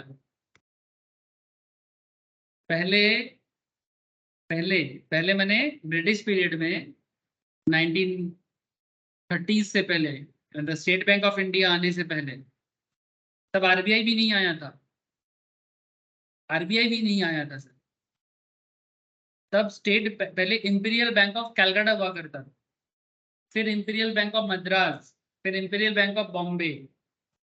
ठीक है, इस तरह का 3 प्रेसिडेंसी में बेसिकली इंडिया को चलाता था। कोलकाता प्रेसिडेंसी, बॉम्बे प्रेसिडेंसी और मद्रास प्रेसिडेंसी, और एक नॉर्थ वेस्ट फ्रंटियर बोल के कुछ था, दिल्ली और उसके पीछे वाला एरिया। इस तरह से इंपीरियल बैंक ऑफ इंडिया बोल के बैंक चलता था मिला के। सबका अलग अलग करेंसी होता था उस जमाने में, मैंने सभी बैंक अलग अलग नोट छापता था। ठीक है सर, अभी ये कहानी में और अभी नहीं जाऊँगा, बट मैं आपको यही बताना चाहता हूँ कि ये बहुत ही पुराना कंपनी है टाटा पावर। ठीक है, इसी का डेटा यहाँ पर मुझे मिला था। ठीक है, बाद में, लेकिन अभी कंपनी अभी भी जिंदा है। टाटा पावर के शेयर में इन्वेस्ट अभी भी हम लोग करते हैं। टाटा पावर के शेयर में अभी भी मेरा स्टूडेंट्स लोग शेयर में इन्वेस्ट किया है सर। 2018 के टाइम पे, क्लास कराने के टाइम पे, टाटा पावर को शेयर के लेके 18-19 के टाइम पे हम लोग इसके बारे में बहुत बातचीत कर रहे थे। अब देख सकते हो मैं क्यों बातचीत करता था। देखो सर, मुझे याद आ गया, 2019 मोस्ट प्रोबेबली। मेरे पास पुराना क्लास का अगर किसी को दिख जाए, ऐसे तो मैं उस तरह से मेरा कीवर्ड नहीं रहता है। टाटा पावर में तब दाम चल रहा था 67-68 एक शेयर का दाम 19 में। आज देखो टाटा पावर कहाँ चला गया सर, 206। मैं इन्वेस्टमेंट के लिए बोला था, लॉन्ग टर्म। चलो ठीक है, 2020 में तो और गिर गया था कोरोना के टाइम पे। उस टाइम पे भी बोला था खरीद लो, 28%, 19, 26-27 में आ गया था सर, ड्यूरिंग कोरोना। उसके बाद देखो कहाँ से कहाँ गया। मेरे पास था, मैं सेल कर दिया, और बाकी कुछ कुछ स्टूडेंट तो अभी भी होल्ड करके रखा है, मेरे को बताते हैं अच्छा खासा प्रॉफिट है सर, ह्यूज प्रॉफिट। चलो ठीक है, बट सर ये सब कोई तुक्काबाजी नहीं था रे बाबा, सब नॉलेज था, नॉलेज। कोई कोई मुझे पूछता है सर क्या तुक्का मार रहे हैं क्या? अरे क्या तुक्का सर, अगर आपको पता है कि कंपनी क्या है, क्या करता है, तो तुक्का मारोगे? कंपनी का एमओए डॉक्यूमेंट्स पढ़ना पड़ता है जब कोई स्टॉक मार्केट में। सच में यूट्यूब वीडियोस देखने से पहले कंपनी का डॉक्यूमेंट देखा करो कि कौन यूट्यूब में क्या बता रहा है। उससे पहले एमओए पढ़ लिया करो कि भाई क्या है, कब आया, क्या करता है, आज क्या क्या सिचुएशंस है, तो रियली जान पाओगे सच में कंपनी क्या है और क्यों 30 रुपीज का शेयर आज 206 में चला गया। इसको जानने के लिए अंदर से कंपनी को जानना जरूरी है। तो इसलिए बोल सकते हैं सर, जो नॉलेजेबल बंदे होते हैं वो इसी तरह से बोलता है, हवा में नहीं। Okay, I hope you understand कि टाटा पावर का मैं आपको क्यों दिखाया। ठीक है, इसके अंदर पूरा चीजें एकदम डिटेल्स में लिखा है, आर्टिकल भी बताता हूँ आपको, बट पहले मैं एमओए में बता रहा हूँ आपको इसमें ऑब्जेक्टिव में क्या लिखा है, कि क्या है, कब आया, क्या करने के लिए आया, सब एकदम डिटेल्स में ऑब्जेक्टिव लिखा रहता है, जैसे पेटीएम में पढ़ के सुना रहा था। सिमिलरली यहाँ पर मैं आपको टाटा का भी पढ़ के सुना दिया। आपको इच्छा हो तो आप मेरे से कलेक्ट करके भी पढ़ सकते हो या ऑनलाइन से डाउनलोड करके भी पढ़ सकते हो, बिकॉज ये सब पब्लिक डॉक्यूमेंट है, मिल जाता है। ये सारे के सारे पब्लिक डॉक्यूमेंट है, मिल जाता है। मैं चाहूंगा कि आप लोग अपना उत्साह बढ़ाइए और जानिए, पढ़िए, बिकॉज ये पढ़ाई करना सिर्फ एग्जाम के लिए नहीं सर, रियल में फाइनेंशियल डेवलपमेंट के लिए भी बहुत हेल्प करता है। सर बहुत ज्ञान दे देते हो आप, इतना ज्ञान ना दो, आप लॉ पढ़ो। सॉरी सर, चलो आगे बढ़ते हैं। अच्छा, तो in relation to object clause, अच्छा अब लाइबिलिटी और कैपिटल क्लॉज, सर ये क्या होता है? लाइबिलिटी और कैपिटल क्लॉज क्या है? This clause covers details of the liability of the members of the company, whether limited और अनलिमिटेड। सर आपको पता होगा आप लोगों को कि ये जो कंपनी लॉ मैंने बेसिक स्टार्ट किया, इसको सेकंड या थर्ड लेक्चर्स में, आज शायद फोर्थ लेक्चर है, सेकंड या थर्ड लेक्चर्स में मैंने लिमिटेड और अनलिमिटेड में दिमाग खा लिया आप लोगों का। या फिर लिमिटेड कंपनी क्या होता है, अनलिमिटेड कंपनी क्या होता है, कंपनी लिमिटेड बाय शेयर्स क्या होता है, कंपनी अनलिमिटेड क्या होता है, कंपनी लिमिटेड बाय गारंटी क्या होता है, यू ऑल नो दैट। तो कहने का मतलब बस इतना है कि आप ये भी देख लो कि कंपनी कैसे शेयर में चलता है। क्या शेयर होल्डर का अनलिमिटेड शेयर, अनलिमिटेड शेयर्स का कॉन्सेप्ट है, मैंने अगर कंपनी का लायबिलिटी क्या शेयर होल्डर का भी लायबिलिटी, या फिर कंपनी में शेयर होल्डर का लायबिलिटी लिमिटेड है, मैंने ठीक उतना जितना उन लोगों ने शेयर होल्ड करने के टाइम पे कंपनी को वादा किया था। इन the case of company limited by shares, the liability of its member is limited to the amount unpaid if any on the shares held by them। Concept बहुत simply मैं समझाया था उस टाइम पे भी। से फॉर एग्जांपल एक company ने मार्केट से मानो एक शेयर होल्डर से 10 लाख उठाने का सोचा है, ठीक है, एग्जांपल दे रहा हूँ, तो 10 लाख कैसे उठा सकता है? से फॉर एग्जांपल 1 लाख शेयर कोई कंपनी का शेयर परचेज करना चाहता है, 1 लाख शेयर, तो 10 लाख उठाना है तो शेयर का दाम क्या होगा? 10। शेयर का फेस वैल्यू क्या होगा? 10। ये सब आप लोगों को पता है, कंपनी अकाउंट्स क्लास 11-12 में भी पढ़ाया जाता है, और आजकल आप लोग फाउंडेशन इंटरमीडिएट फाइनल लेवल में मैम के पास पढ़ते हो, है ना। कंपनी अकाउंट्स का कॉन्सेप्ट है सर। 1 लाख का शेयर 10 टका फेस वैल्यू है, तो कोई भी शेयर होल्डर जो जिसको भी कंपनी को 10 लाख देना है, ठीक है, वो इस तरह से देगा 10 टका करके 1 लाख शेयर। सिंपल एग्जांपल ले रहा हूँ, ऐसा ही क्वेश्चन आप लोग बचपन में करते थे, अभी भी करते हो। तो what is the point sir? Company को मानो कोई शेयर होल्डर है जिसका नाम है मिस्टर ए, मिस्टर ए को 10 लाख देना है, 1 लाख करके 10 टका करके शेयर है, लेकिन ये जो 10 रुपीज है ना, ये 10 रुपीज एक बार में नहीं है, ये मानो एप्लीकेशंस में, अलॉटमेंट में, फिर फाइनल कॉल में, 3 हिस्सों में आप दोगे। एप्लीकेशन पे मानो 5 टका, अलॉटमेंट में 3 टका, फाइनल कॉल में 2 टका, इस तरह से। तो मानो किसी ने एप्लीकेशन मनी दिया, अलॉटमेंट मनी दिया, तो कितना दे दिया? 1 लाख इंटू 8, 8 लाख दे दिया, 10 लाख में से 8 लाख दिया है, अभी भी पेंडिंग कितना है? 2 लाख। 2 लाख पेंडिंग है, 8 लाख पेड हो गया, तो अनपेड कितना बोलेंगे सर? अनपेड कितना बोलेंगे? 2 लाख, है ना। The liability of its member is limited to the amount unpaid if any। अगर किसी ने अपना पेमेंट जो कंपनी ने वादा किया था, कंपनी ने शेयर होल्डर ने कंपनी को वादा किया था, और as per the terms and conditions 10 lakh देना था, 8 लाख दिया, 2 लाख नहीं दिया, तो अगर कंपनी को जरूरत होगा तो 2 लाख अपने शेयर होल्डर से वो मांग सकता है, बट उससे ज्यादा नहीं। लिमिटेड बाय शेयर्स का मतलब इतना होता है। In case the company limited by guarantee, limited by guarantee में क्या होगा? The amount up to which each member undertakes to contribute at the in the case of wind up. ये सब बोल चुका था, ये सब मैं पहले भी बोला था, बट फिर भी यहाँ पर लाइबिलिटी और कैपिटल क्लॉज में लिखा रहता है कि कौन सा मेंबर कितना गारंटी लेके रखा है। गारंटी माने जब कंपनी बंद होता है उस टाइम पे कंपनी का लाइबिलिटी उठाएगा, which means members undertake to contribute to the asset of the company in the event of its being wound up। wound up माने कंपनी जब बंद होता है उसको wound up बोलते हैं, वाइंडिंग अप बोलते हैं। while he is a member or within 1 year after he ceases to be a member, चाहे वो मेंबर हो या मेंबर हो, अभी मेंबरशिप नहीं है, 1 साल हुआ है, for payment of the debt and liability of the company or of such debt or and liability as may have been contracted before he ceases to be a member as the case may be.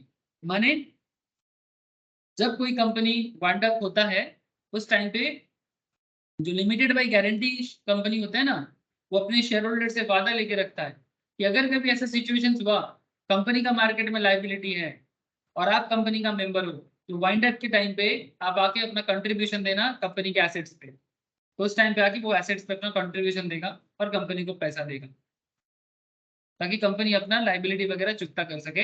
एक company तभी wind up होता है normally जब उसका market में बहुत ज्यादा bankrupt situations हो जाए या फिर दिवालिया ऑब्लिगेशंस हो जाए, है ना, तभी वो आके वाइंड अप करेगा। तो इसी तरह से गारंटीड कंपनी होता है, इसके ऊपर मैंने पहले भी डिटेल्स में बोला था। तो दी cost charge and expense of winding up, company का वाइंडिंग अप प्रोसेस में जो भी खर्चा पड़ेगा उसके लिए भी गारंटी देता है।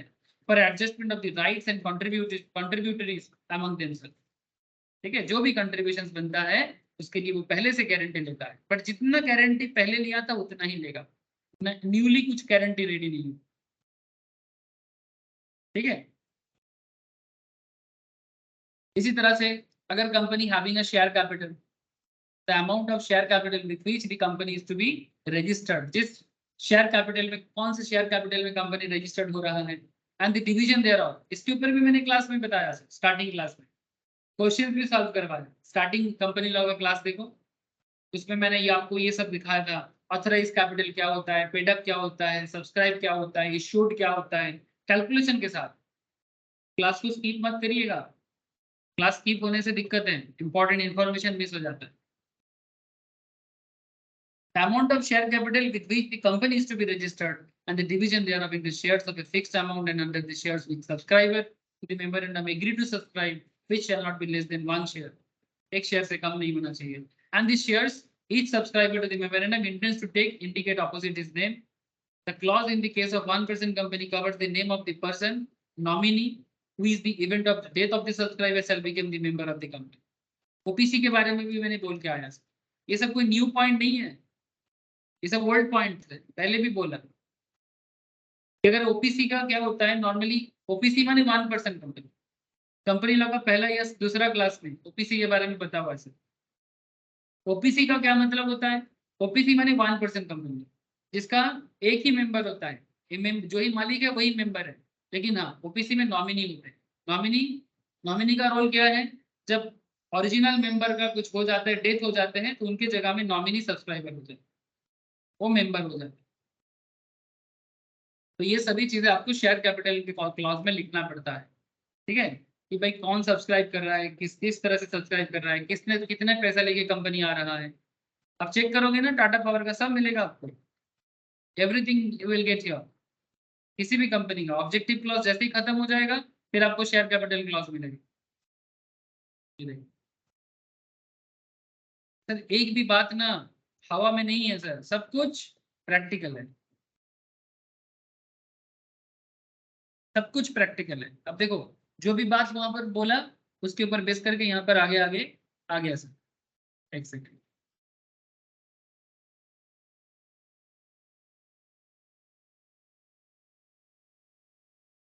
ये देखो the capital of the company, ऐसे बहुत बड़ा डेटा है सर, 214 पेज है सिर्फ एमओए के अंदर। The capital of the company 779 crore लिखा है, ये टाटा पावर का है, सेम टू सेम पेटीएम में भी ढूंढोगे तो मिलेगा। The capital of the company 779 crore जब बन रहा है, ₹779 crore only, capable of being increased in accordance with the company's regulations and legislative provisions for the time being in force in this behalf.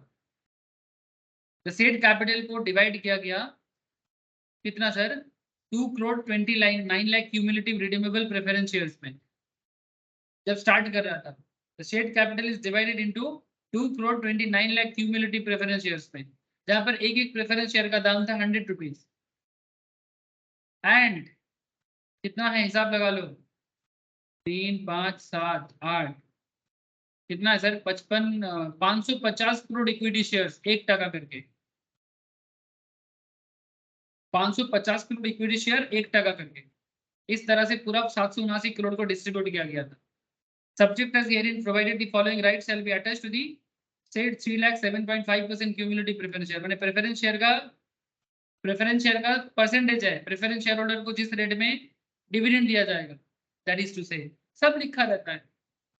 तुम्हें कितना कैपिटल लेके आ रहे हो, उसको कैसे डिस्ट्रीब्यूट कर रहे हो, कितना इक्विटी है, कितना प्रेफरेंस है, एवरीथिंग क्लियरली बोला जाता है। इसको बोलते हैं शेयर कैपिटल क्लॉज। अब इसीलिए मैं बोलता हूँ सर, अब गो थ्रू तो करो, अब देखोगे कि आपको हर चीज दिखाई देगा जो आप किताब में पढ़ रहे हो। गो थ्रू तो करो, रियल, ये सब रियल डॉक्यूमेंट्स है। Please go through sir, please go through. मैं रिक्वेस्ट कर रहा हूँ आप लोगों को, ऑर्डर भी दे रहा हूँ, पढ़ो सर। किताब पढ़ने का जरूरत ही नहीं पड़ेगा। किताब पढ़ने का मैंने नोट्स, आप लोगों का जो स्टडी नोट्स है, इंस्टीट्यूट का मटेरियल है, जरूरत नहीं पड़ेगा। आप बोले क्या है ये सब तो बच्चा का चीज है। मैं तो ओरिजिनल चीज देख के आया, मैं तो ओरिजिनल चीज देख के आया। मैंने बंदा पहाड़ देख के आ गया, अब घर में बैठे बैठे पहाड़ का इमेज देख के क्या करेगा? हाँ, बंदा नदी देख के आ गया, अब घर में बैठे बैठे नदी का इमेज देख के क्या करेगा? बात वैसा हो रहा है सर, इसीलिए मैं बोलता हूँ पहाड़ देख लो, नदी देख लो। हाँ, पहाड़ नदी देख लो, ओरिजिनल में देख लो, फिर किताब आपके लिए एक छोटा सा खिलौना जैसा हो जाएगा। चलो मन को बहला लेते हैं थोड़ा किताब पढ़ के, बिकॉज मुझे पता है ओरिजिनल में क्या है।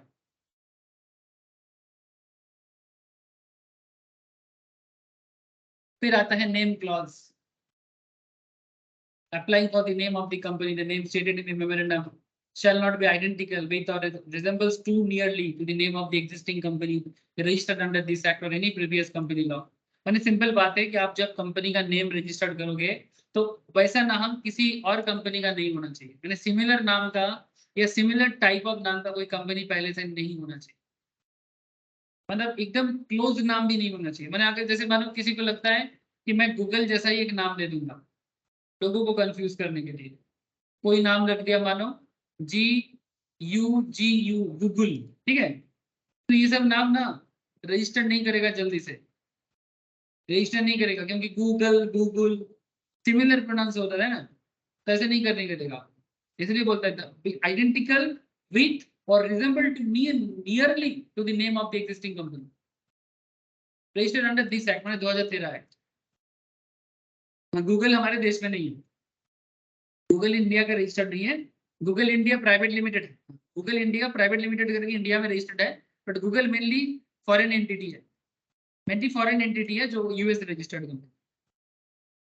ठीक है, बोल गया गूगल, मुंह से निकल गया सर। मैंने टाटा नाम का अगर कोई कंपनी पहले से है, तो अगर आपको लगता है कि मैं टाटा कंपनी बनाऊंगा तो टाटा नाम तो नहीं दे सकता, टाटा के बिना कुछ और सोचो जो अलग होगा। Be such that it is used by the company will constitute an offence under any law for time being in force or it's undesirable in the opinion of the central government। और ऐसा चीज नहीं होना चाहिए, ताकि ऐसा नाम नहीं देना चाहिए ताकि कोई नाम जो ऑफेंस को बताता है या फिर जो सेंट्रल गवर्नमेंट को ठीक नहीं लगता, सेंट्रल गवर्नमेंट इस नाम को कैंसिल कर सकता है। Undesirable names, a company shall not be registered with a name which contains any words or expression which is likely to give the impression that the company is any way connected with or having the patronage of the central government। मैंने ऐसा company का नाम नहीं रख सकते जैसे नाम सुन के लोगों को आप भ्रमित कर रहे हो। भ्रमित करना मैंने कंफ्यूज करना, कि ऐसा लगेगा जैसे कि कोई सेंट्रल गवर्नमेंट है। जैसे सॉल्ट लेक में आप देखोगे बहुत केस में, मैं आपको ओरिजिनल चीज बता रहा हूँ, सॉल्ट लेक में बहुत सारे प्राइवेट कॉलेज है ना सर। मैं एक छोटा सा एग्जांपल दूं, नॉर्मली आप कभी भी कोई इंस्टीट्यूशन का नाम में ऐसा नहीं लिख सकते, जैसे मानो IIM है ना सर, IIM का फुल फॉर्म क्या है? Indian institute of management. ठीक है, कोई भी ऐसा नहीं दे सकता कोई इंस्टीट्यूट इस तरह से जो एक्चुअल में इंस्टीट्यूट नहीं है, ठीक है, जो एज पर इंस्टीट्यूट रजिस्टर्ड नहीं है, वो अपने नाम के अंदर ना कभी भी इंडियन, जैसे इंडियन वर्ड नहीं यूज कर सकते आप। इंडियन इंस्टीट्यूट बोलने से क्या लगेगा, सरकारी है, है ना, या गवर्नमेंट है, तो ये सब कुछ स्पेशल परमिशन भी हो सकता है सर, बट बिना परमिशन का आप नहीं कर सकते। तो बेसिकली वही कहना चाहते हैं, जैसे इंस्टीट्यूट के नाम पे अचानक से इंडियन वर्ड नहीं आ सकता, ये भी बताया जाता है सर, इसका भी अलग से लॉ होता है। बट मैं जस्ट आपको बता रहा हूँ कि ऐसा कोई भी नाम जो बेसिकली आपको ऐसा ना दिखे कि जैसे कोई सरकारी कंपनी, जैसे ऐसा ना लगे कि कोई सेंट्रल गवर्नमेंट कंपनी है, कोई स्टेट गवर्नमेंट कंपनी है और कोई लोकल अथॉरिटी है। ये सब एकदम अनडिजायरेबल नेम है, लोगों को भ्रमित करना। ये सब नाम तभी दिया जाता है जब लोगों को लूटने का इरादा होता है, समझ रहे हो sir. Corporations are body constituted by the central government or any state government under any law for the timing in force। यानी ऐसा किसी भी नाम, ऐसा कोई भी तरह का एक्सप्रेशन जो ऐसा फील कराए कि ये सरकारी कंपनी, ऐसा नाम अनडिजायरेबल नाम। Such word or expression as may be prescribed unless the previous approval of the central government has been obtained for the use of any such word or expression। मतलब जब तक आपको गवर्नमेंट का approval नहीं मिलता, अब ऐसा नाम आप यूज नहीं कर सकते। Institute of chartered accountants of India, ठीक है, ऐसा नाम नॉर्मली कोई इंस्टीट्यूट नहीं लगा सकता। इंस्टीट्यूट ऑफ, जैसे आपको पता है इंस्टीट्यूट ऑफ चार्टर्ड अकाउंटेंट्स के साथ सीएमए इंस्टीट्यूट का लड़ाई चल रहा है। सीएमए इंस्टीट्यूट भी अपना नाम पे आईसीएआई लिखता है, लेकिन ये नाम वो लोग नहीं लिख सकता। सीएसईएमए में लड़ाई है, नाम को लेके भी लड़ाई है, ऐसे में तो लड़ाई है मार्केट कंपटीशन में, बट एक normal healthy competition. But sir ICAI chartered institute का है, ये सीएमए इंस्टीट्यूट यूज नहीं कर सकता, कोर्ट ने बता दी।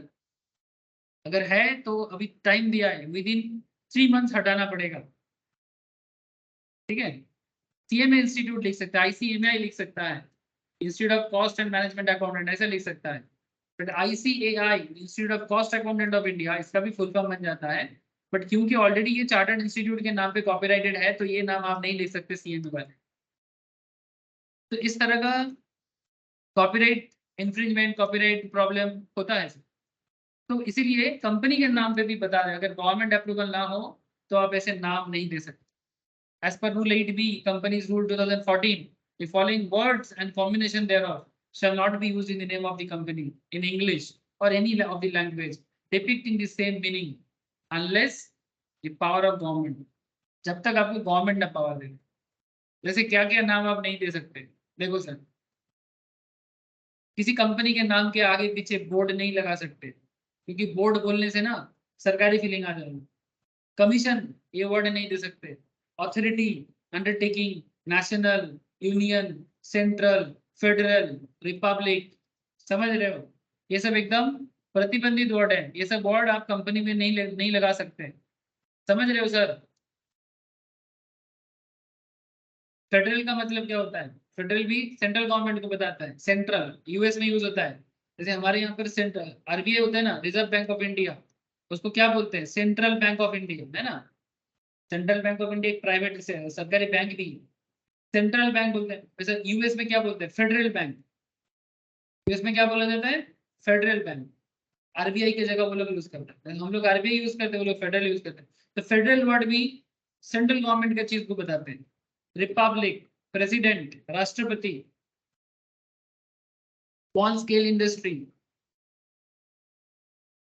Khadi and village industries corporations, financial corporations and the like, municipal, panchayat, development authority, prime minister or chief minister, minister, nation, forest corporation, development scheme, statutory or statute or statutory, court of judiciary, governor, ऐसे कोई भी नाम आप नहीं use कर सकते। अगर use करना है तो गवर्नमेंट के परमिशन से करना है। ऐसे वर्ड्स और एक्सप्रेशन यूज करना कंप्लीटली मना है, चाहे वो इंग्लिश में हो या कोई दूसरे लैंग्वेज में। माने आप हिंदी भी यूज कर सकते हो ना। जैसे देखो यहाँ पर कुछ ऐसे भी लैंग्वेज था, ये भारत है सर, हम लोग यहाँ पर जरूरत के हिसाब से हमारे लैंग्वेज यूज करते थे। खादी, खादी सर जैसे संस्कृत वर्ड है ना, संस्कृत हिंदी वर्ड है खादी। ये खादी वर्ड भी इंग्लिश तो नहीं है, इंग्लिश में खादी बोल के कुछ नहीं होता, ठीक है। ये प्योरली इंडियन कॉन्सेप्ट है। खद्दर, खद्दर बोलते हैं, बंगाली में हम लोग बोलते हैं खद्दर, और उसका जो खद्दर से बना हुआ चीजों को खादी बोला जाता है, हिंदी में भी बोलते हैं। कॉटन एंड सिल्क से बना हुआ कपड़ा है सर, बहुत ही प्योर क्वालिटी का होता है। आई होप यू अंडरस्टैंड। चाहे हिंदी में हो पंचायत, पंचायत कोई इंग्लिश वर्ड तो है नहीं sir, Hindi word, Sanskrit word panchayat, but हम लोग नहीं लिख सकते। तो चाहे इंग्लिश में लैंग्वेज हो, चाहे हिंदी में हो, या कोई भी वर्नाकुलर में हो, यानी किसी भी इंडियन लैंग्वेज में हो, ऐसा कोई भी वर्ड हम लोग एक्सप्रेशन को यूज नहीं कर सकते कंपनी का आगे पीछे। तो नियम है सर, कंपनी बनाने का नियम है, फ्रॉड हो जाएगा। The use of word scheme with the name of government, state, India, Bharat, for any government authority or in any manner resembling with the scheme launched by the central government। मतलब ऐसा लगेगा जैसे कोई गवर्नमेंट स्कीम है, जैसे कोई central government scheme है, जैसे कोई स्टेट गवर्नमेंट स्कीम है, जैसे कोई लोकल गवर्नमेंट स्कीम है, ऐसा नहीं कर सकते। ब्यूरो, ऐसा वर्ड भी नहीं यूज कर सकते। जैसे CBI, central bureau investigation, bureau, ऐसा वर्ड नहीं यूज कर सकते। If the proposed name include word as insurance, अगर किसी वर्ड में इंश्योरेंस वर्ड है, बैंक है, स्टॉक एक्सचेंज है, वेंचर कैपिटल है, एसेट मैनेजमेंट है, निधि, निधि भी एक तरह का फाइनेंशियल इंस्टीट्यूशंस होते हैं, ये भी बेसिक्स ऑफ कंपनी लॉ में बताया जाता है। म्यूचुअल फंड, निधि क्या होता है बोले तो ऐसे इंस्टीट्यूशंस को निधि कहा जाता है। साउथ इंडिया में बहुत देखने को मिलता है, अपने वेस्ट बंगाल में थोड़ा बहुत है, बट साउथ इंडिया में निधि निधि बैंक बहुत है। ये एक तरह का एनबीएफसी है, जहां पर मेंबर, जो निधि का मेंबर बनते हैं, वही डिपॉजिट करते हैं, वही लोन उठा सकते हैं। सर कभी मैं डिटेल्स में आपको निधि बता दूंगा, डोंट वरी। या फिर आप बेसिक्स ऑफ कंपनी लॉ का पूरा कंप्लीट क्लास फॉलो करो, आपको निधि वगैरह पूरा डिटेल्स में मिल जाएगा। अगर आपको नहीं है मिल रहा है तो मैं आपको बाद में दे दूंगा, या फिर मेरे से कलेक्ट कर लेना। Mutual fund etcetera, unless a declaration is submitted by the applicant that the requirement mandated by respective regulator। जैसे मानो एक चीज देखो सर, अगर आप इंश्योरेंस कंपनी बनाते हो तो ऑब्वियसली आप अपने बिजनेस के नाम के आगे पीछे इंश्योरेंस वर्ड यूज करना चाहोगे, है ना। तो आईआरडीए का परमिशन है क्या?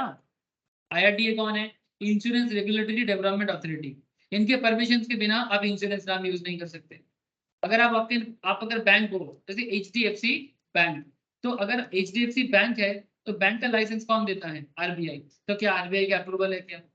अगर आप स्टॉक एक्सचेंज रिलेटेड काम करते हो तो क्या आपको सेबी का अप्रूवल है क्या? अगर आप वेंचर कैपिटल हो, वेंचर कैपिटल माने जो बिजनेस में पैसा लगाते हैं, जो बिजनेस में पैसा लगाते हैं उनको वेंचर कैपिटलिस्ट कहते हैं। तो वेंचर कैपिटल फर्म होते हैं सर। तो उसके लिए क्या एमसीए का अप्रूवल है? एमसीए कौन? Ministry of corporate affairs.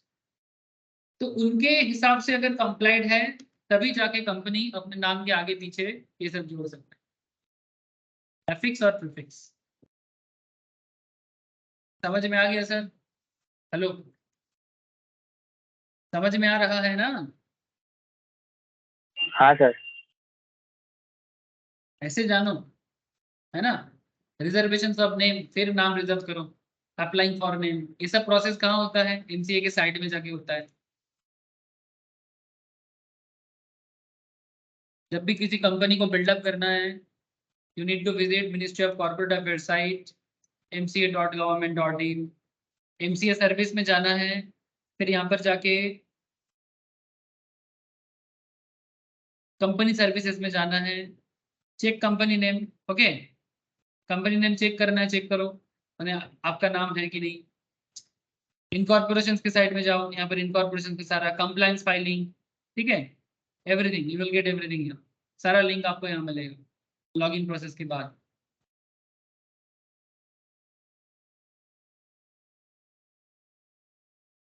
Reserving the name, ठीक है, the name proposed company, the name to which the company propose to change its name, ठीक है, अगर चेंज करने का प्रपोजल दिया तो फिर नाम को रिजर्व करो, ठीक है, नाम रिजर्व करना पड़ेगा। Upon receipt of an application under subsection 4, the registrar and ROC may on the basis of information and documents furnished along with the application reserve the name for a period of 20 days from the date of approval or such other period as may prescribe। 20 दिन के लिए preserve करके रखेगा, provided that in case of an application for reservation of name or change of its name by an existing company, the registrar may reserve the name for a period of 60 days from the date of approval। फिर नाम cancel भी हो सकता है, where after reservation of name it is found that name was applied for by furnishing wrong or incorrect information, ठीक है, फिर आप इसको चेंज भी कर सकते हो। ये सारा चीजें एमसीए के साइड में जाके हो जाता है। नेम चेंज करना, नेम कैंसिल करना, everything you will get here. Visit करना सर, एमसीए के साइड में विजिट करना, एमसीए सर्विस में जाना, एमसीए सर्विस में जाना और यहाँ पर जाके कंपनी सर्विसेज में जाना। ठीक है, आपको सारा चीजें मिल जाएगा, आप चेक कर सकते हो एक एक करके। दिखा दे रहा हूँ फॉर द नॉलेज पर्पस, आप अपना सर्वे रिसर्च बढ़ाओ। ठीक है, जो किताब में पढ़ रहे हो रियल लाइफ यूज में भी देख लो सर। यहाँ पर कुछ चीजें यहाँ पर बोला है, the company has not been incorporated. अगर कंपनी इनकॉर्पोरेट नहीं होता है, the reserve name shall be cancelled and the person who has made the application shall be liable to a penalty which may extend to 1 lakh rupees. समझ रहे sir? नाम reserve करके company incorporate नहीं हुआ तो 1 लाख तक का फाइन हो सकता है। If the company has been incorporated, the registered name after giving the company an opportunity of being heard, either direct the company to change its name within a period of 3 months after passing or ordinary resolutions, take actions for striking of the name of the company from the register of the companies, make petition for binding of the company। एक example देखो समझ में आ जाएगा, एक example देखो clear हो जाएगा। Mr. Anil Desai has applied for the reservations of company name with a prefix Savaria। क्या नाम प्रीफिक्स क्या किया था? Savaria। He claimed that the prefix Savaria is registered trademark in his name. Later on, it is found that the said prefix is not registered with Mr. Anil Desai. However, he has found company by giving incorrect documents, information while applying the name of the company. उसने नाम दिया था सावरिया, जो registered trademark बोल के किया था। लेटर ऑन ये देखा गया था कि ऐसा कोई भी ट्रेडमार्क उनके नाम के साथ जुड़ा हुआ नहीं है, ट्रेडमार्क रजिस्टर्ड नहीं है। However, he has found company by giving incorrect documents, information while applying the name of the company. In such a case, the registrar shall take actions as per the provisions of the act after giving opportunity of being heard। मतलब उनको पहले सुनने के लिए बुलाया जाएगा कि भाई आपने ऐसा क्यों दिया, आपने बोला कि आपका ट्रेडमार्क है लेकिन आपके नाम पे कोई ट्रेडमार्क रजिस्टर्ड नहीं है, तो उनको प्रॉपर टाइम के बाद अगर जो भी प्रोविजंस है वो आपको सुनाया जाएगा। यानी या तो आपको कैंसिल करने बोलेगा या फिर आप जैसे ये देखो यही चीज यहाँ पर बोला था, where after reservations of name it is found that the name was applied by furnishing wrong or incorrect information। ठीक है, अगर आपने गलत तरीके से नाम को यूज किया तो आपके साथ क्या होगा? गलत नाम से अगर कोई कंपनी बनाता है तो कंपनी को 1 लाख तक का फाइन कर सकते हैं, कंपनी को नहीं, मैंने बेसिकली जो ओनर है उनको, और कंपनी उनको मतलब कॉर्पोरेट अफेयर्स रजिस्टर उनको सुनाई का मौका देगा कि भाई आओ बोलो क्या प्रॉब्लम है। Either direct the company to change the name within a period of 3 months after passing an ordinary resolution in the company। यानी कंपनी का जो बोर्ड है उसमें वो बेसिक ऑर्डिनरी रेजोल्यूशन पास करेगा जिसके लिए सिंपल मेजोरिटी चाहिए होता है। सिंपल मेजोरिटी माने 50% लोग फेवर में वोट करेगा तो हो जाएगा सिंपल मेजोरिटी, मोर देन 50% लोग फेवर होगा हो जाएगा। Take action for striking off the name of the company from the register of the company, make a petition for the winding of the company, या फिर पिटिशन फाइल करो winding off करो, नहीं चलेगा तो कुछ भी डिसीजन हो सकता है। आप गलत तरीके से अपना नाम रजिस्टर नहीं कर सकते। इसके पीछे सर्कुलर आया था 2014 में 2014 में। As per the general circular number this 11 July 2014, government directed that while allotting names to companies, limited liability, partnership, दोनों ही बॉडी कॉर्पोरेट होते हैं, कंपनी भी बॉडी कॉर्पोरेट होते हैं, एलएलपी भी कंपनी जैसा ही होता है, दोनों को ही companies act and LLP act के तहत बनाया जाता है। The registrar of companies ROC concerned should exercise due care to ensure that the name are not in contravention of the provision of the Emblems and Names Act 1950। मैंने इसके लिए एक act है Emblems and Names Act 1950, ताकि improper use ना हो। It is necessary that registrars are fully familiar with the provisions of this act।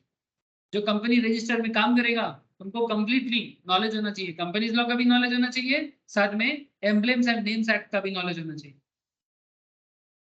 Clearly बताया, तो बड़ा काम बड़ा नॉलेज से होता है सर। ठीक है, तभी आपको ये सब दिया जाता है। इसके साथ साथ सर आपको डोमिसाइल क्लॉज मैंने कहा है, the name of the federal state in mentioned where the registered office is to be situated. Registered office is permanent address of the company, it is residence of the company. Object clause में आपको बहुत बार बताया। ठीक है, doctrine of ultra vires में already समझा दिया। सब्सक्रिप्शन क्लॉज माने शेयर सब्सक्रिप्शंस। फिर आपका आता है forms and schedule related to memorandum, माने मेमोरेंडम फाइल करने के लिए मिनिस्ट्री ऑफ कॉर्पोरेट अफेयर्स के साइड में कौन सा फॉर्म चाहिए होता है, ठीक है। ये चीज बहुत जरूरी होता है, फॉर्म का नाम वगैरह। जो लोग सीए का तो इम्पोर्टेंट है ही सर, सीएमए के लिए भी हल्का फुल्का इम्पोर्टेंट है, बट सीएस एग्जीक्यूटिव स्टूडेंट्स इनको ये फॉर्म वगैरह बहुत पूछते हैं। इनका एक सब्जेक्ट होता है सर एसबीसी, उसमें भी एक्चुअली यही सब टॉपिक होता है, setting up of business entities and closures, ठीक है। एसबीसी में ये कंपनी लॉ का ये सब डिटेल्स बहुत जरूरी होता है, ठीक है। बेसिकली सीएस में इसको अलग सब्जेक्ट बनाया गया, basically these are part of company law. इसमें forms and schedule related to memorandum बोला गया। The memorandum of a company shall be in respective forms specified in table A, B, C, D, E, schedule I, as may be applicable to such company.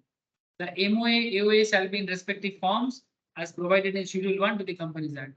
इसमें ना ये table एक बार आप लोग ना go through करना, इसमें समझाने वाला कुछ चीज है नहीं सर, आपको बस पढ़ना है कि कौन से काम के लिए कौन सा टेबल जरूरी है, ठीक है। यहाँ पर टेबल जे तक है, आप एक बार गो थ्रू करके रखिएगा। मैं आपको नेक्स्ट क्लास में एक बार समझा दूंगा, ऐसे समझाने वाला कुछ ही नहीं, याद करने वाला चीज है। नेक्स्ट क्लास एओए के ऊपर बताऊंगा, आर्टिकल ऑफ एसोसिएशन, और साथ में आपको दो इंपॉर्टेंट केस स्टडीज करूंगा, doctrine of indoor management and doctrine of constructive notice, ठीक है। ये हो जाएगा तो फिर धीरे धीरे ये बेसिक्स मैंने बेसिकली इनकॉर्पोरेशन ऑफ कंपनी में कंप्लीट होगा, ठीक है। तो बाकी डिस्कशंस नेक्स्ट क्लास में करेंगे,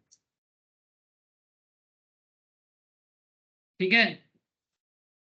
ऑब्वियसली डिटेल्स में पढ़ाई हो रहा है सर, आप लोगों को भी पेशेंस के लिए सुनना पड़ रहा है, मैं समझ सकता हूँ, बट सर सक्सेस का कोई शॉर्टकट नहीं है, मैं स्किप करके नहीं पढ़ा सकता। आप लोग चार्टर्ड बनोगे, सीएस बनोगे, सीएमए बनोगे, मैं शॉर्टकट नहीं कर सकता। इसलिए आप लोगों को बोलता हूँ जितना मैं पढ़ा दे रहा हूँ, बहुत प्रैक्टिकल एग्जाम्पल भी दे रहा हूँ, आप लोग खुद भी अपना स्टडी बना के रखो। जो मैं नहीं पढ़ा रहा हूँ उसको भी पढ़ लो एक बार, क्योंकि मैं बोलते बोलते बहुत सारा बात कर देता हूँ, तो प्लीज इतना तो कर ही सकते हो। तो इनकॉर्पोरेशन ऑफ कंपनी आप घर पे भी बाकी पार्ट कंप्लीट करके रख सकते हो, ताकि जब मैं बाकी कंप्लीशन करूँ और फिर जब मैं क्वेश्चन आंसर डिस्कस करूँ, तब आप लोग ऑलवेज रेडी रहो एग्जाम देने के लिए। एग्जाम ऐसे कि जैसे कल है एग्जाम, ऐसा सोचो कि कल है एग्जाम, तो कैसे पढ़ाई करते, ऐसा नहीं कि अभी तो देरी है बोल के रख दोगे ना, तो एग्जाम टाइम में प्रेशर हो जाएगा। तो प्लीज ये बात मानना सर। ओके सर, आज इतना ही है फिर, गुड नाइट सर। कुछ सवाल है तो करो। Okay sir, bye. Thank you sir. Thank you sir. Thank you sir. Thank you, sir. Bye, sir. Okay sir, bye sir.